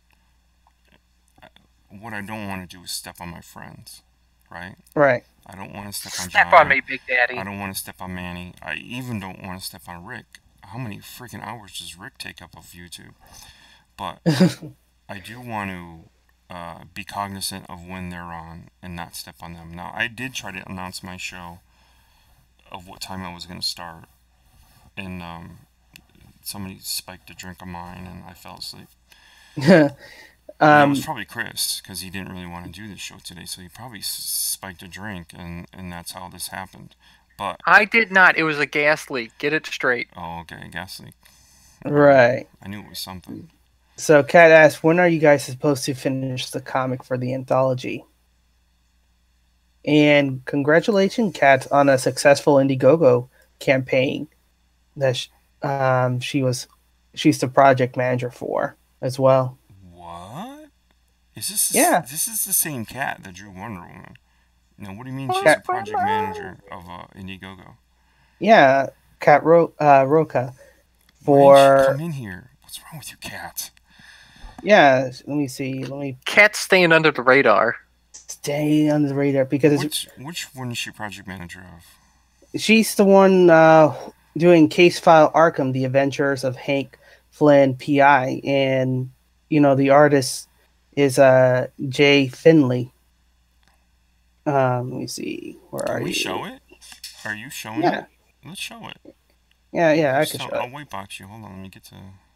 Do. Share. Boom. So Case File Arkham. yeah, so they finish it, but I think you can still. It's in demand, so I think you can still purchase some things before it goes off the printers. Wait a minute. Cat said she was from Canada. This is San Diego. How many cats we got? Or I'm not sure if it's the same cat, but I think if it's cat Catapult, and I wonder if she has the same picture on her Twitter and all that stuff. So Run, cat, Oh, run. okay, so there's a different cat. All right, so we're Okay. gonna have to. I'm gonna have to get introduced to this cat yeah, because unless I'm just completely confused. But anyway, so go ahead. Talk a little bit about their project. all right. So you got Arkham, Case File Arkham. They're selling two books. The first one and the second one, which is about 280 pages together. And they do the sequential arts, kind of like how we talk about, and they discuss. They already have a experience with this, and you kind of see how they're doing all this. So they're It's not showing, really bad at all. yeah, As far as bringing you an indie book, this art is really good. yeah. Oh, look at that. Wait, go back. Slow down. Slow. Okay, Let me see the. Oh, look at that stonework. That's awesome. yeah. This guy's digital too. It looks like. Mm-hmm. I see some little digital things that I use. Ooh, I like that. Wait a minute. That's too bad I couldn't be. I wasn't a part of this community earlier, where I could have brought these people on my show because I like this. Blam! Now, is this going to be colored? Do you know? Is there any info that says down the line here that if we get to this point, we'll color it? It doesn't looks like it. Let me scroll down. So I'm just gonna scroll Wait, go down. back a minute. Wait. I want to see something. Go to the The Sarlacc almost the Raider. Not yeah, that right there. No, this rock. Oh, that's awesome. Ooh, look at that monster coming out of the water. Wow, this is good stuff. It works really well in black and white. It doesn't need to be colored. Mm. This guy knows how to use tones and cross-hatching and grays and sort of create the dispensation of light. If anyone doesn't know what that means, it's sort of where solid black ends and you use tick lines. What you're really trying to show is dispensation of light. So here's some merch. Ooh, merch. Shot glasses. Nice. Window sticker. Oh God, people are triggered by these pictures. Cat got herself in a card? You got the wrong cat. Okay. Oh, she said that? This is a different cat that drew. Okay. Well, I'm sorry, Cat. Okay, yeah. So this is the cat that drew Wonder Woman and was on Drawn and Quartered. Mm. Got the Too wrong many cat. cats. No, Too no, many no. cats. Well, no, the cat R threw me, and she has a Twitter number. It's like a Twitter handle that is cat with a bunch of numbers. Mm-hmm. 8762309 or something like that. Okay. Just kidding. Yeah. This Well, is a my decent mistake. project. No, that's fine though. We got to see something on here that we wouldn't normally have talked about because I need to do more of this. So see how it kind of draws you in. Oh, absolutely. I'm a fan of this. I'm sorry I missed it. Yeah. And then moving on, it kind of gives you, here's the books for overseas. Here's just 152 pages just alone with the second edition volume. Misprints.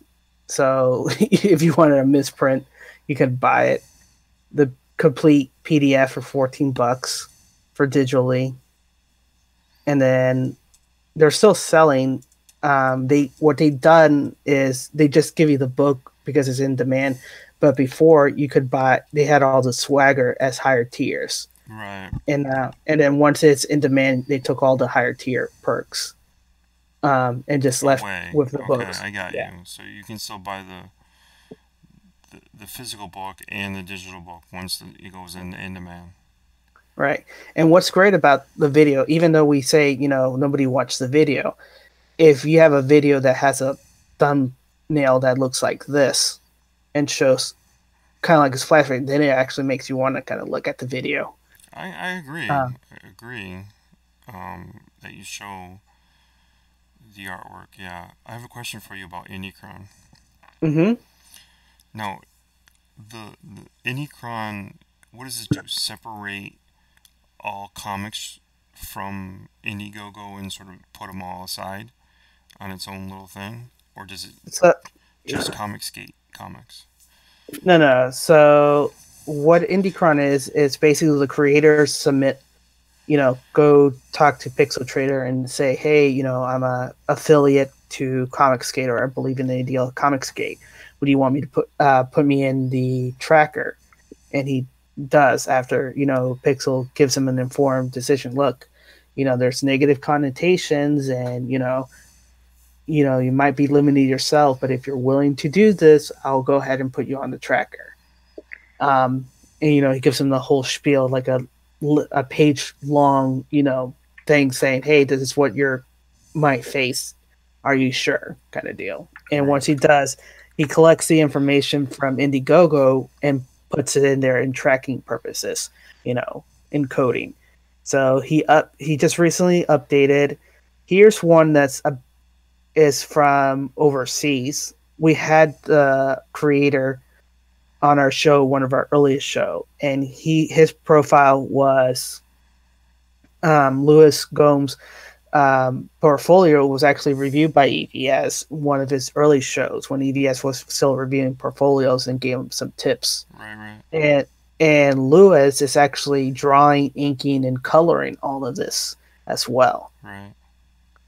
Now, go Um, back up a little bit. Did it get backed? Did it fully meet? no, it's a flexible goal. He was asking for 4,500 euros, Okay. and he only made it about 243, which is about $314 US. Um, and he only has a day left, so I don't see him making it. No. Um, and that's, I think the big problem is that there wasn't enough exposure for it. So again,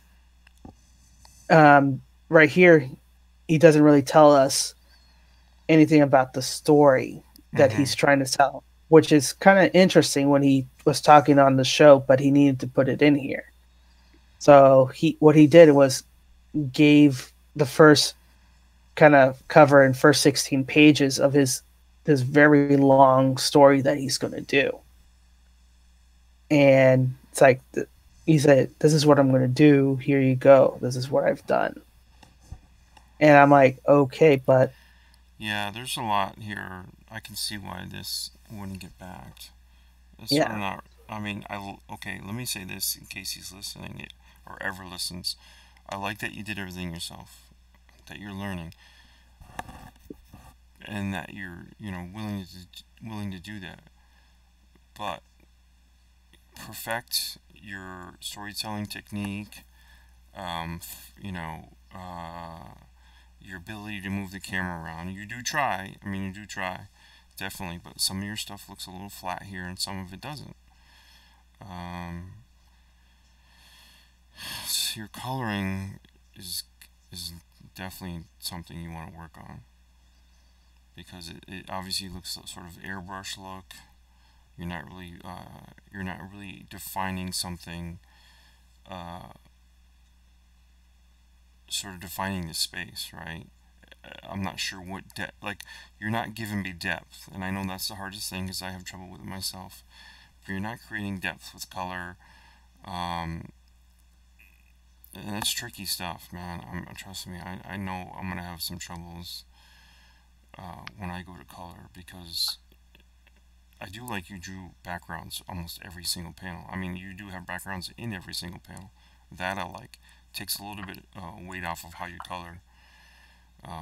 There's no guesswork. You're not trying to create some kind of background with color or with sort of using sort of like a gradient or anything like that.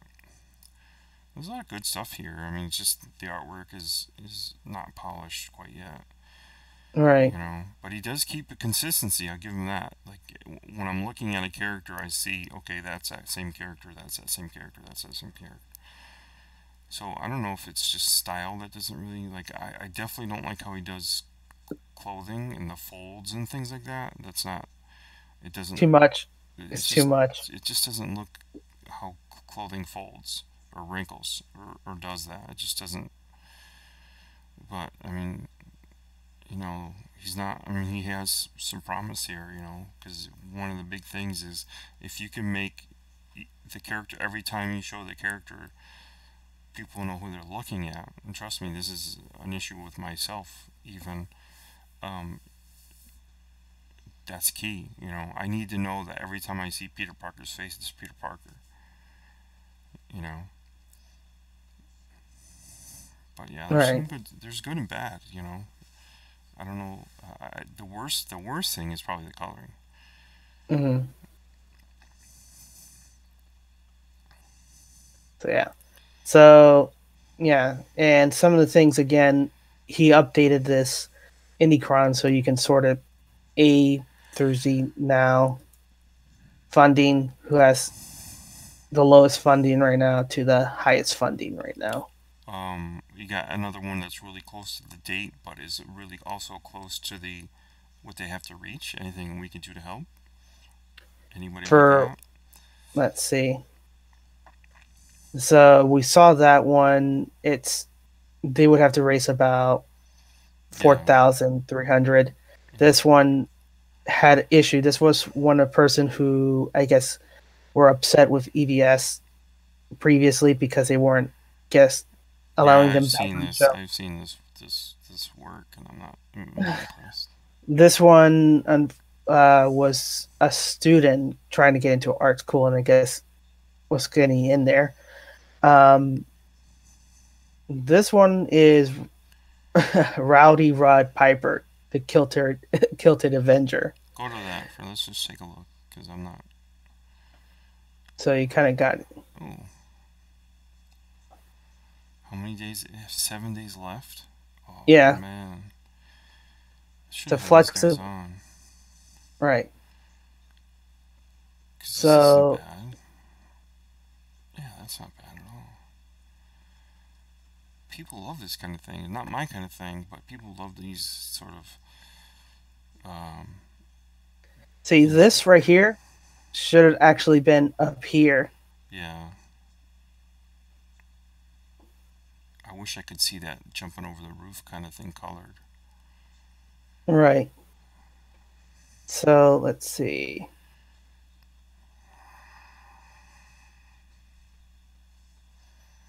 I mean, I don't have that many viewers yet, but I certainly would not. You know, I would try to help. Stretch goal 9, stretch goal. If anybody's watching this and they are into this kind of thing, where wrestlers sort of have their own adventure outside of wrestling, sort of become pseudo superheroes in a sense. Obviously, Piper's a street level guy here, and he's just punching and throwing body slams to these villains, but sometimes this kind of thing appeals to people. As long as it's a fun story. Oh yeah.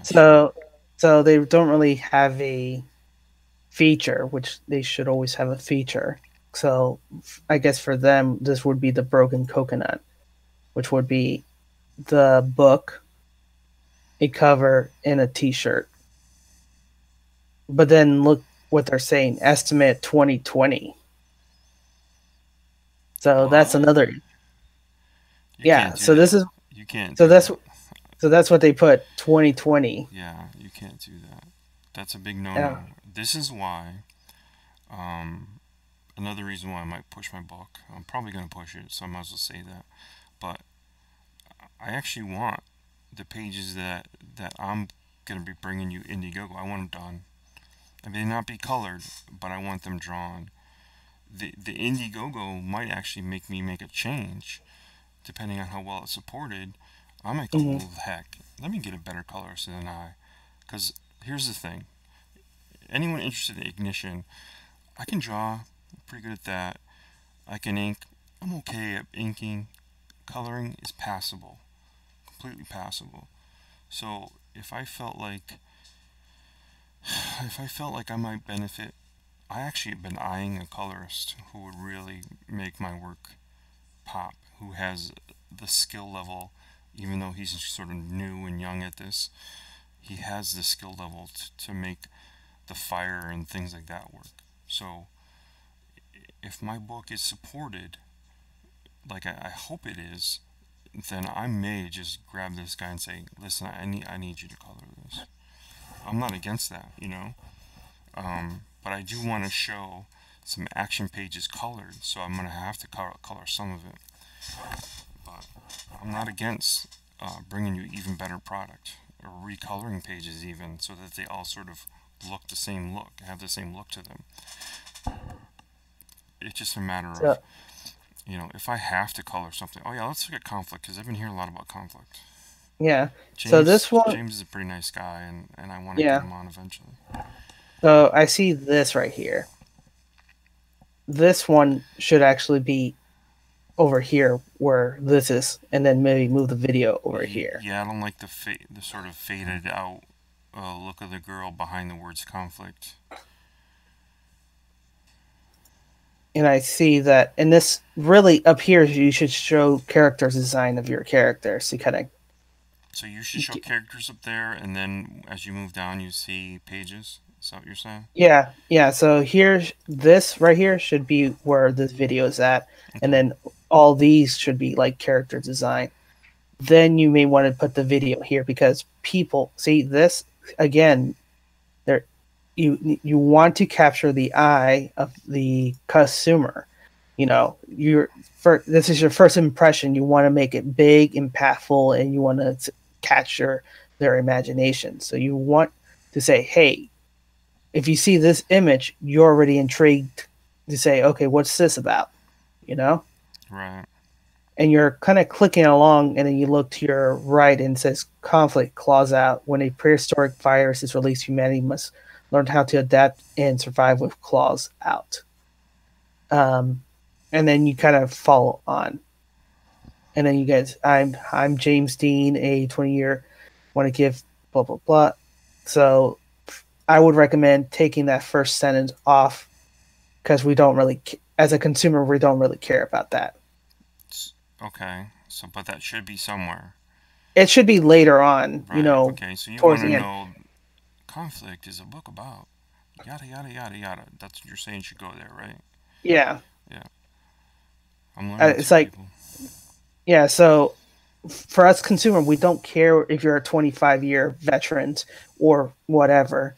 You know, the only time you want to put that you're a 25-year artist and storyteller is, hi, I'm I'm Todd McFarlane, award-winning artist, creator of Spawn or whatever, and here's my comic that I'm giving to you. That's the only time you should have something like that. If you don't have anything kind of like pumping this up, then don't put it in there. Right. So it says, so I created a story. So I would rewrite this and actually put a synopsis of what it actually is. Right. Because right now you're just wasting time. You're losing my interest already with all this here. So follow this purpose, blah blah blah. If you survive, tends to again rewrite this to kind of pull me. What is this about? Why should I care? Why should I care that this virus is changing everything? You know, I want to know who's the main character. Is it this girl right here? Because I think it's this girl right here, based on the splash page. They say you're following this girl, whatever her name is, while her life has changed when a prehistoric virus reemerged, and she has to survive, you know, this new brave world kind of deal. Boom. The book is 60 pages in full color, back and now, and some special perks. Okay. I can dig that. So he does the, you know, Oh God, St. Louis. St. Louis, where they actually did Escape from New York. Funny enough. It was right after the fire. Exactly. That's why they said that would be perfect, and it costs cheaper than actually filming at New York. And the only actual footage from New York is Statue of Liberty. Everything else was done in St. Louis. So yeah, so we see this art, which is okay. That's fine. Dialogue kind of deal going on. Bam. Here, what's your opinion on this? Because I feel like it's a little bit too busy. Todd, as your opinion with this art right here. Todd sleeping. As for me, I think there's too much. I know it's a black and white picture, but it seems like on the picture there's too much black space. Like up on the top left, you have two different chunks there. On this dude's shirt, it's nothing but black. Like there's nothing to break up the shirt. Like he could have like a stripe that goes down that's just white, or do like something like the Adidas where it's 3 slashes or something like. For me, and then the gal with the baton, she's got all that black there. The V would be is fine there, but then you have more black. It just seems like in a black and white image, there's so much black, and like you said, it looks a little busy. But for me, like seeing all that black was the first thing I noticed, and not so much. I'm not noticing detail first. I'm noticing like my eye is drawn to that. Like if this was red, that would be where my eye goes, and instead of the detail that's there. Oh yeah. Can you hear me now? But that, yeah, we unfortunately, can. Well, I guess I hit the little button on my doesn't matter. Yeah, I don't like this big hand. Look like I'm grabbing the leg. There's a convolution here of size-wise and how everyone. I mean, look how big this guy's. He's behind the female, but look how big that hand is up behind her head. So yeah, guys are bigger and stuff like that, but you've convoluted the page so much that you've done some inaccurate things with perspective. Yeah, it's like I don't really see where this is coming from because it looks like this is a different panel with from this side right here. No man's hand on a woman's thigh would take up that much of her thigh. But again, I'm not sure. These could be big giant guys that I'm not. I mean, they didn't. Their claws out. But James is a good guy, and I don't want to. I definitely want to get him on eventually. I've Yeah. already talked to him a little bit, and No. And then it's right here when he should be kind of talking about himself, right. and then what he's looking for. But yeah, he should really be pumping what his story's about. You know, how many pages. You know, this part's fine. I'm fine with that. But this is like you have to remember. This is the first impression for us as a consumer, Right. and you need to be hitting it hard because you can't assume that everybody's going to go all the way down and actually look at all your stuff and decide at that time. Because if I have to come down up to here to decide whether to the end of your page to decide whether to get your book or not, then that means you failed in capturing my interest. There is something there is something I want to point out here. Now look at this cover, for instance. Show her arm of this cover. Now, whenever you're showing skin, the idea of what you do as far as muscle and as far as lines go, always a little bit. The idea is less is more. Now, if you go down into the pages and look at when you see those moments where you see her skin. You see a lot of like sort of line work, not his. That's all right. Her right there, that arm, right. So you see a lot of this weird line work that takes away from the fact that costumes look a certain way and skin looks a certain way. And if you do costumes the same way you do skin, that's a mistake. Let me see. I would probably take this one out right here. And maybe that is a weird looking forearm bone. Yeah. Like, I don't know how, because you have meat on both sides of it. Right. I would. That to me would be all white. You just need her outline. You know, unless you're denoting shadow, but that doesn't seem what he's denoting definition with his line. Yeah. And not shadow. I would. Yeah. Definitely take this line out. Take this line out, and really thin this one out. Right. Like, the only reason I could see having line work there is if, like, she's actually grabbing something and there's a reason for the muscle to be working as opposed to it just being, like, she's got skin and bones. Right. Because I already see another line work right here, which I guess is her wrist. Right. So I would thin this line up and then thin this line up. Just maybe like cut that all out and just have it right there. Completely remove these two out. Yeah, if this, you know, I guess I would say overall, if this doesn't get fully funded and backed and stuff, that I would take the work that you have and sort of clearly define what you want to show. Now, go back to that page with the St. Louis Arch. Go back to the Arch page. This one right here? Count the panels. You got 1, 2, 3, 4, 5. Go up a little bit. 6, 7, 8.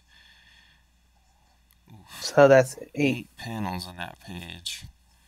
And you have all you have is characters in a lot of them where you don't really, like, I'm uncertain of how you're showing so much in the foreground and then in the background. And then you have a lot of your text boxes over your your artwork. What you didn't really realize is I need space. I hate to pull up my own artwork to show examples because then it seems like I'm bagging on somebody, but I'm not. But you would need to have space up over your people's heads. So Right. your words and stuff need to flow as much as they can in negative space, okay? And you don't have any negative space here. So the letterer is forced in this situation is to throw words and text and narrative over positive space. Positive space is what's being, you're throwing it over all the drawing. The only panel that has negative space here is the cityscape. And even Right. that should have been moved up. Even that box there should have been moved up so that it didn't overlap. I'm not sure Right. I'm not sure who lettered this, but that's definitely a mistake there. Yeah. The good part is that for St. Louis, that is the skyline. Oh, That's, yeah. I mean, you're missing like the old Stouffer building, but really, our skyline is crap. Like you look at New York or Chicago or something like that, you have a skyline. You have like besides the arch, St. Louis got nothing. Even if you only had the arch and through some buildings that made no sense, I still know where you're talking about, right? Yeah, it's just for me. It's like it's accurate in the sense that we don't have a skyline. Right. And see, and here's the thing is, I guess he's trying to set the scene here. This one really should be more to figure out where these characters are in this scene and kind of move, kind of. I would adjust it to have that white negative, white space right there, kind of point to the next panel and kind of guide the reader where you should be Well, looking at, kind of deal. This is that. Yes, you're right as far as that goes, but this is more advanced for the level of what James is at right now, as far as using positive negative space to move eye flow. That's he's not quite there yet, but doesn't mean his Okay. art isn't attractive to some people. I'm just not sure.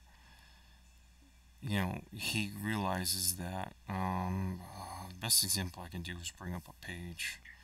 Honestly, on this picture or on this page, I should say, like what I would do is take the panel with the crowd and shrink it widthwise and actually make it to take over that negative space that's in the picture above it. So you would have, if you're going to have that establishing shot, it would actually be a taller shot that would remove all the negative space that you have. That way, like the next panel, the V or I guess that's two W's. I'm not sure if it's a V and a V, but that one doesn't seem useless or it doesn't seem useful to me. Like as far as information, I would Take the whole remove- pan. I would take the W's out of there and then move the gas mask chick into that spot. Mm. But it's like for me, I'd start like reconfiguring the entire page at that point, and like that seems like a lot more panels than it needed. I do Yeah. like the way he has the layout of like diagonal line, and you have it's a little wider at the bottom and the top, and you have kind of stuff. I like that aesthetic. I don't know that I would use it, but I just like the way that aspect of it looks. Like it's just kind of it's a pillar at that point. I'm not saying that's the right way to do it because I don't know, because it's like I just know what like pleases my eye. Here's Yeah. an example of a page I've talked about with good flow, eye flow, but also an example of, I didn't really leave. Well, it's not really that bad, but leaving space above. Okay, here in this panel down here where my cursor is, I left enough space. Now I can't tell you what I had no idea what he would do with the sound effect.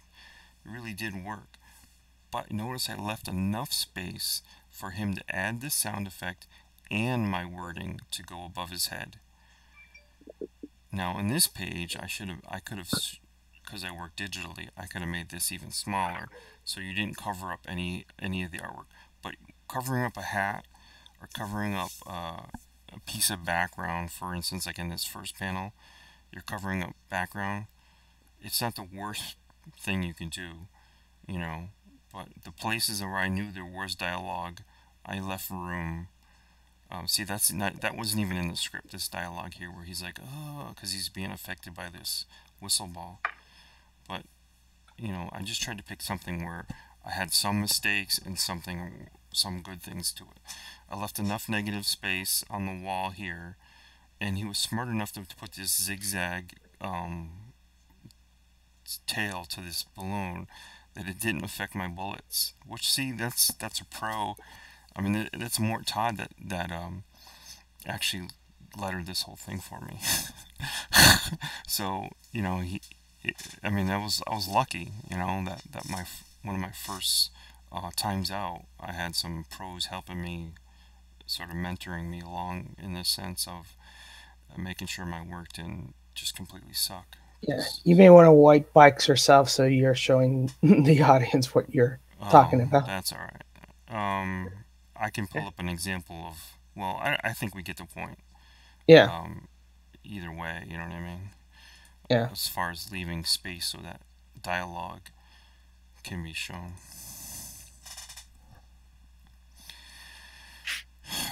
You need to draw on the page John Madden style. Can't tell where you're pointing. Oh, I see what you're saying. Yeah, illustrate this thing. I could almost. I could put a box that you might see around it with my pen, but it's all right. Right here is where we're showing where to get the turkey. Got the turkey leg right there. Didn't they always have like multiple legs though every year? Yeah, he had a turducken. Yeah, but it would have like 8 legs so that everyone could get a leg. Well, that's the best part of the turkey. Actually, I like the turkey breast. You just get a big hunk of turkey breast. Yeah, you just take a big bite out of it. Chris, anything you want to add to anything we talked about as far as, because you're learning too, right? As far as presentation and how to set up an Indiegogo. Have you seen anything you're like, wow, I didn't really think of that, or anything you like want to pinpoint? At this point, I'm not so much taking notes, but kind of seeing what people are laying out, and then as it gets closer to, I don't want to say the planning stage of it, but of putting one together, I'm more or less going to be talking to people like Denali and others who've had successful campaigns to understand things like the tiers and everything. More or less, I just want to make sure, one, it's successful, but two, that people who are going to back it get something that they want out of it. Like it could be something as simple as you add a tier where for like $1 extra you get a button. But if that's the one thing that somebody does because the button looks really cool, though I'm not saying that's what you do, but it's just the perks and everything. Like for me, I've bought stuff like the band Fastball had a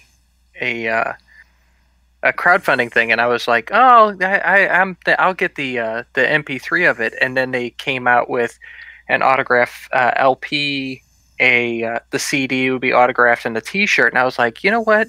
That's not a bad price for what I'd be getting out of it. I did like Radiohead when they had theirs.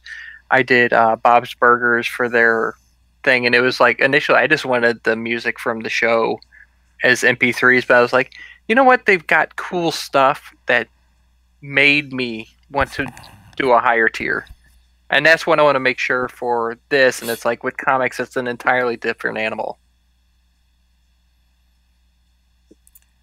Denali, do you foresee any changes in the community off of current events?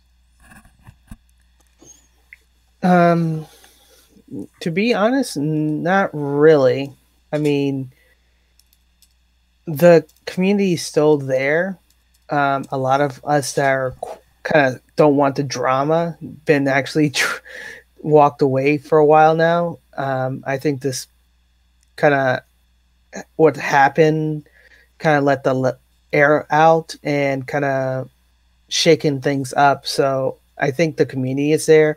I think there's still a lot of people waiting for you know, more apolitical comics, or focus on more good storytelling, good art, and character that they can fall in with, and still say, hey, Marvel, DC, if you're not willing to change things because it's your characters, then we're going to go over here to the indie scene who are listening to us. And as long as we follow those values of what the movement was, which is being respectful to creators and consumers, telling good story, listening to the feedback, from both creators and consumers, and having fun along the way, then you're gonna collect. You're gonna be you're gonna have the community support you. Um, it's right now everybody's kind of taking a break because a lot of things happened in the last couple of days, and they'll get back into it, and they'll be a little bit more cautious, a little bit more skeptical, which is unfortunate. But we if we continue being true to ourselves and being true to why we're in this community, then will appear and they'll support us. Now, And how do you feel about the terminology, some of the terms, some of the names, some of the things? Like, do you think we should just sort of separate the idea of the ideology and leave the name Comicsgate behind because it has some bad connotation to it? yeah, it definitely does have bad connotations, and it's a name that we didn't take. It was it was given to us by the other side, Right. to kind of put us down, through, and it came more so from the Heather Antos milkshake incident. Oh, this is a Comicsgate kind of deal, and that's where it kind of originated from. Yeah. You know, and I mean, granted, it trended for a while, yeah, and but I didn't like the aspect of once I decided to align myself to the ideology mm, that I found myself having to answer for particular right, misdeeds, and I didn't really. I was kind of thrown back by that. Like, why would you even? I just said I was new. I'm new to all yeah. this, so why am I answering for something some guy did? It's not a hate movement. It's not. It's not. I did, It's but it's kind of like what we kind of been mentioning is they've been kind of overwhelmed with all the media as a backlash that they're just assuming everything, and oh, you're part of Comicsgate, I've read these 500 articles that's been saying the same thing, and Uh, kind of deal, and they don't really take the moment to kind of look into what we're actually doing and kind of looking into it. And once they do, they're like, realize, oh, right, you are what we want. We have the same issues. We have the same problem. Whether we keep the name or not, that's up to the community. What we can do is, regardless of what we call ourselves, as long as we hold true to the ideals, I think that's what's matter. Whether we change the name, and it should come organically. There's the community we want to cultivate, and the community that wants good comics, wants to have fun, and wants don't want to be called all these names because they have some criticism. Granted, they are trolls, and there are individual who just likes to complain for no good reason. But if you have valid feedback, constructive feedback, and feedback that will help improve and uplift then I would like to hear those feedback. And that's what the community here is for, is we want to give feedback that is constructive, positive, and help everybody improve. one thing I started to see was two Mhm. things sort of happening at once. One was the whole thing of the SJWs attacking every day, Gail Simone waking up every morning to attack Comicsgate started to die down. Very much at the same time, infighting started to happen, and I almost wished that the two things had some time to separate themselves, because her not waking up every morning and attacking us um, felt good. Because I didn't want to say. One thing is, if you track back my Twitter and you look, I said, "This, you're not. How do you even consider yourself a professional if you act this way? Attack, attack, attack, attack." I'm like, it's so bogus. I don't even know how. One, you're irrelevant. You haven't written a relevant book in forever. But two, how does this company keep employing you, even to do these garbage projects, based on what you do every day? So, Because they lost a lawsuit. oh really? Basically, there was a touchy editor in DC and Marvel that they didn't fire quickly enough, and the Oh, women sued. Eddie Berganza. Well, I wasn't gonna name any No, names, I know but what you're yeah. talking about. And because they didn't fire him quick enough and they kept him longer, because of that, they won a lawsuit. So now DC and Marvel are kind of forced to have more women in positions that, maybe they're qualified, maybe they're not qualified. I can't really say. I just can only see the product that they're turning out, and it's not good. That's what I can say from my. That's the other thing. If you don't, if you bring in somebody into comics in the mainstream, and then they fail at it, it's time to just be like, okay, let's go after the next new thing. Doesn't mean it has to be a woman or a guy. You gave it a shot with that person, you know. Uh, Well, I mean, if well, and well, like I said, they tried for Gail Simone. They did fire her from the Batgirl, or not Batgirl, but one Batwoman's um, comic line, and they got a big backlash from the progressive types saying, "Oh, you don't like respect women," and they throw a huge PR stink at them that they were forced to hire her back, yeah, and they're kind of under.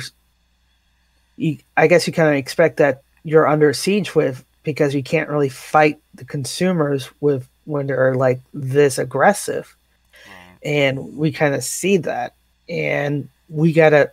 What we're trying to do over here is, look, they're going to call us names no matter what.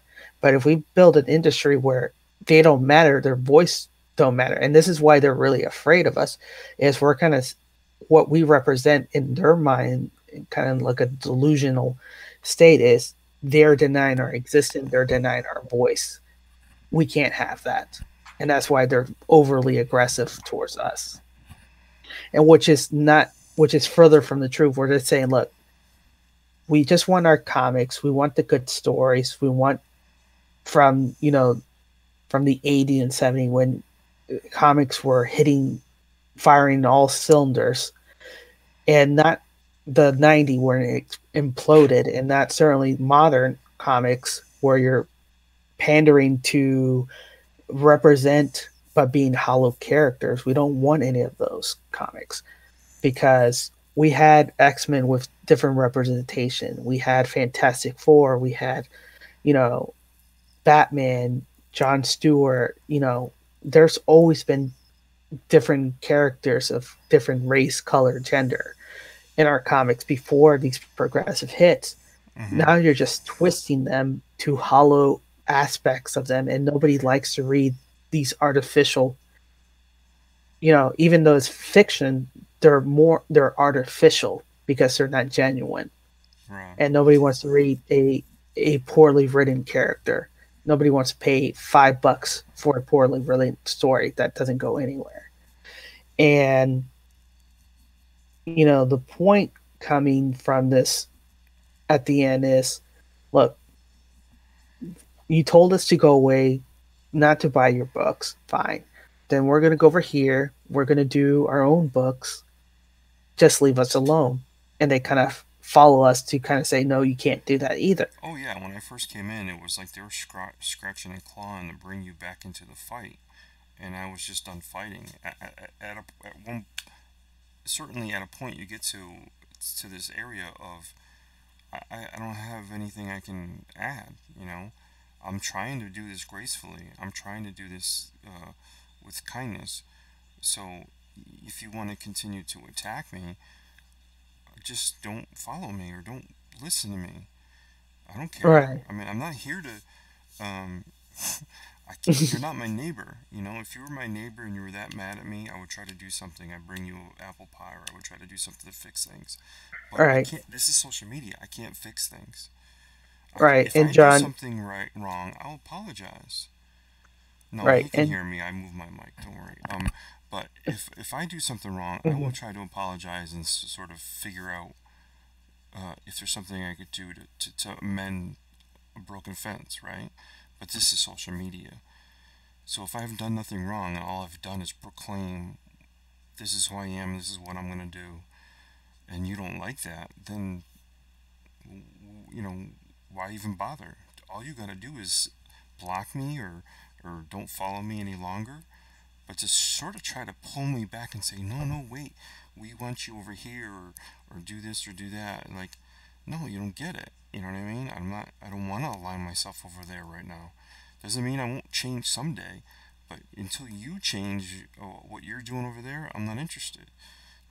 I'm not interested in agenda comics. I'm not interested in forcing a bunch of female characters into a group and calling them like the female Avengers. That's just not, or the West Coast Avengers or whatever. That's not my thing. You know what I mean? Right. So while you're doing what you're doing over there, more power to you. I'm not going to tear you down. I don't read the book, and I'm not gonna do reviews of it. I think people don't like that too, um, because if it's something look at this way.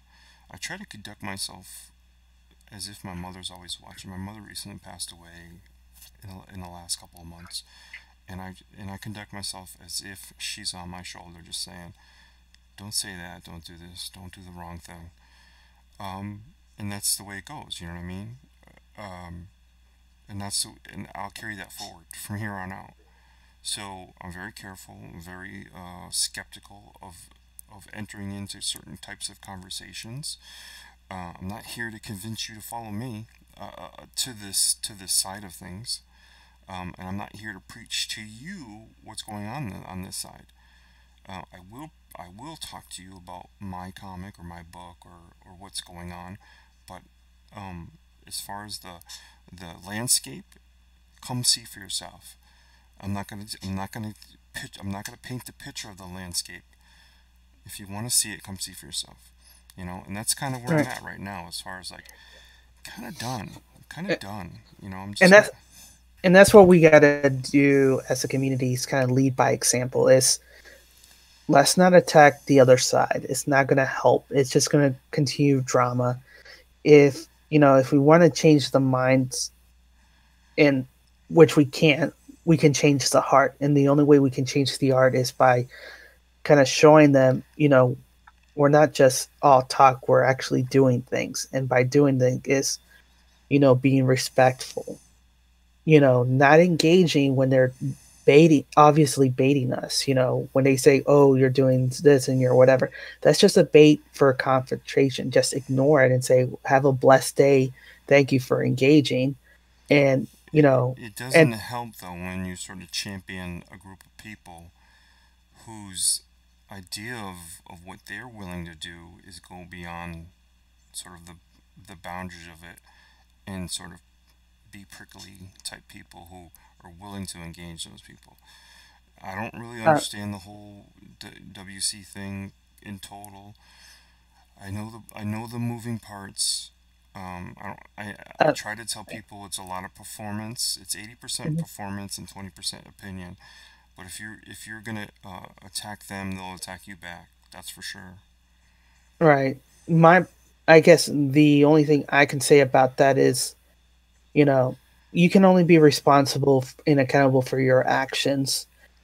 Um, so do something that you're not ashamed of doing, or being told, "Hey, you did this," and be, "Oh, yeah, I did it. I have nothing to be ashamed of." act in accordance that you're always talking to a real person on the in front of you. That's how I see it. I can't really be, I can't really hold anybody else responsible for anybody action. But if I see it, then like I said, I don't condemn um, harassment of any type, on anybody.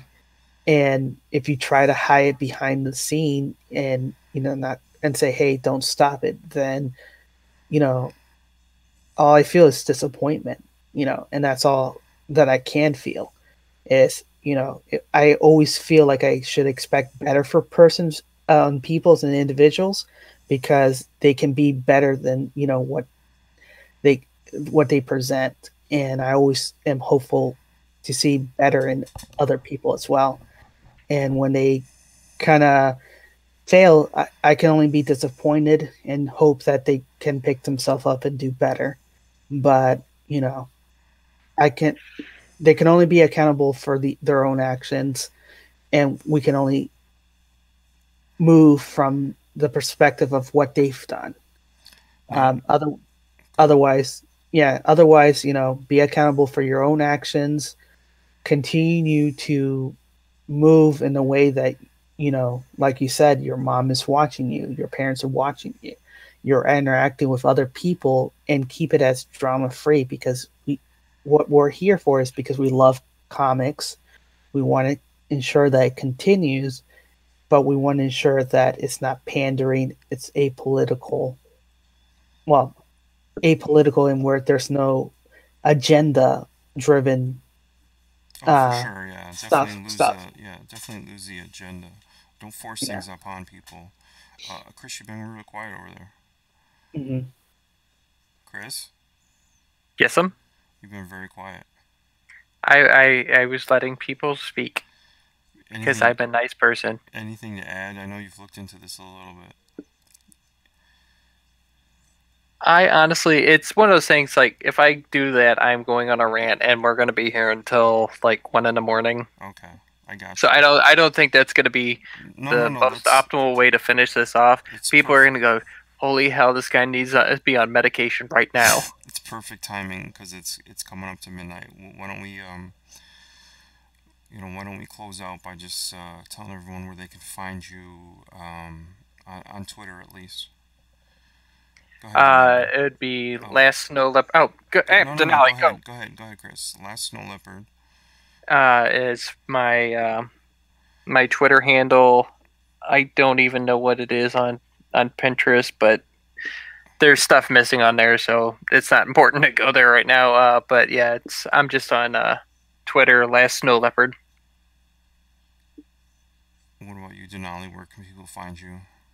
You can find me at Denali 101 or at Denali Lama. I always post a positive message or inspirational message once a day on that Twitter. Or if you want to chat with me, I'm on Fanspeak Facebook page, where I'm posting up the news for the stories we'll talk on Comics News Today. And tomorrow we'll be on William Reed's channel, who's we saw on the channel, and he's going to be talking the art of at 10 p.m. Eastern. Oh wow, the art of what? What do you mean the art of? So that's the name of his show, and he'll be taking a book. He'll be speaking of this Monday. Will be Scott Campbell's art, and we're going to be going over Scott Campbell's book, and looking at the art pages, and kind of analyzing a little bit and giving our opinions over it. Yeah, arts. Scott's been very lucky to sort of parlay his career into doing pieces. He doesn't really have to do the grind of the daily, interior work of sequential pages.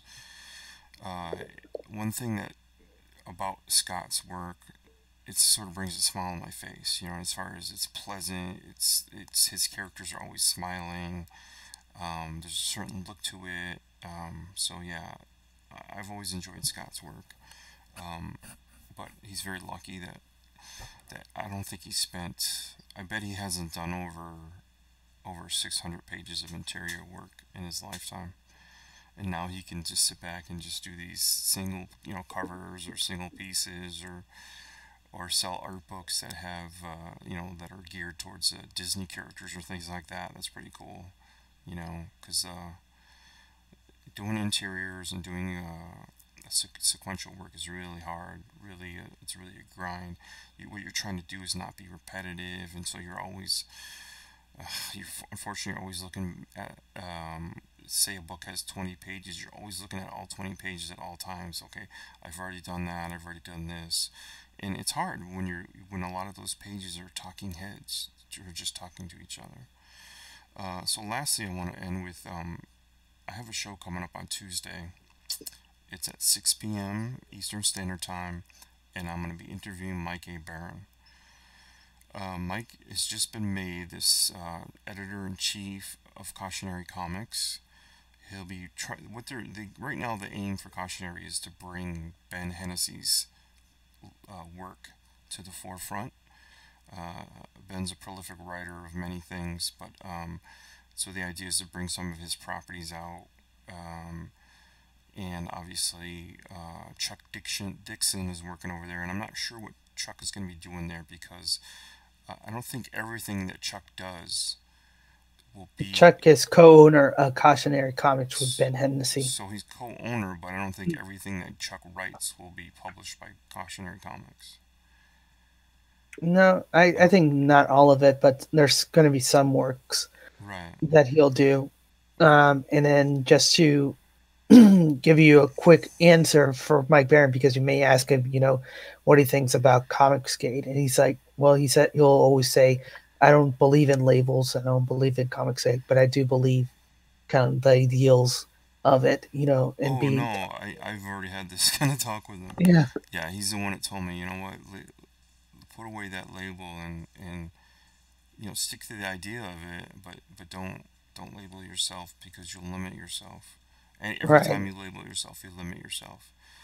So, I'm not abandoning any of the fans or abandoning my ideology of it at all. I'm just gonna, I don't think I'm gonna be throwing the word around like it's not the important thing of this at all.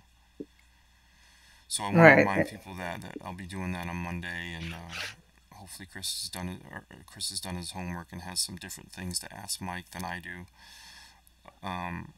But I hope everyone will join me for that show, and I want to say goodnight to everyone. Thanks for watching. Anybody who does watch the show, granted we ran a lot longer than we wanted to, but there was some good stuff going on here. I'm glad that Denali joined us and brought in Indicron so that we could look at a couple projects. So I appreciate everyone's time. Thanks very much. Thanks for watching.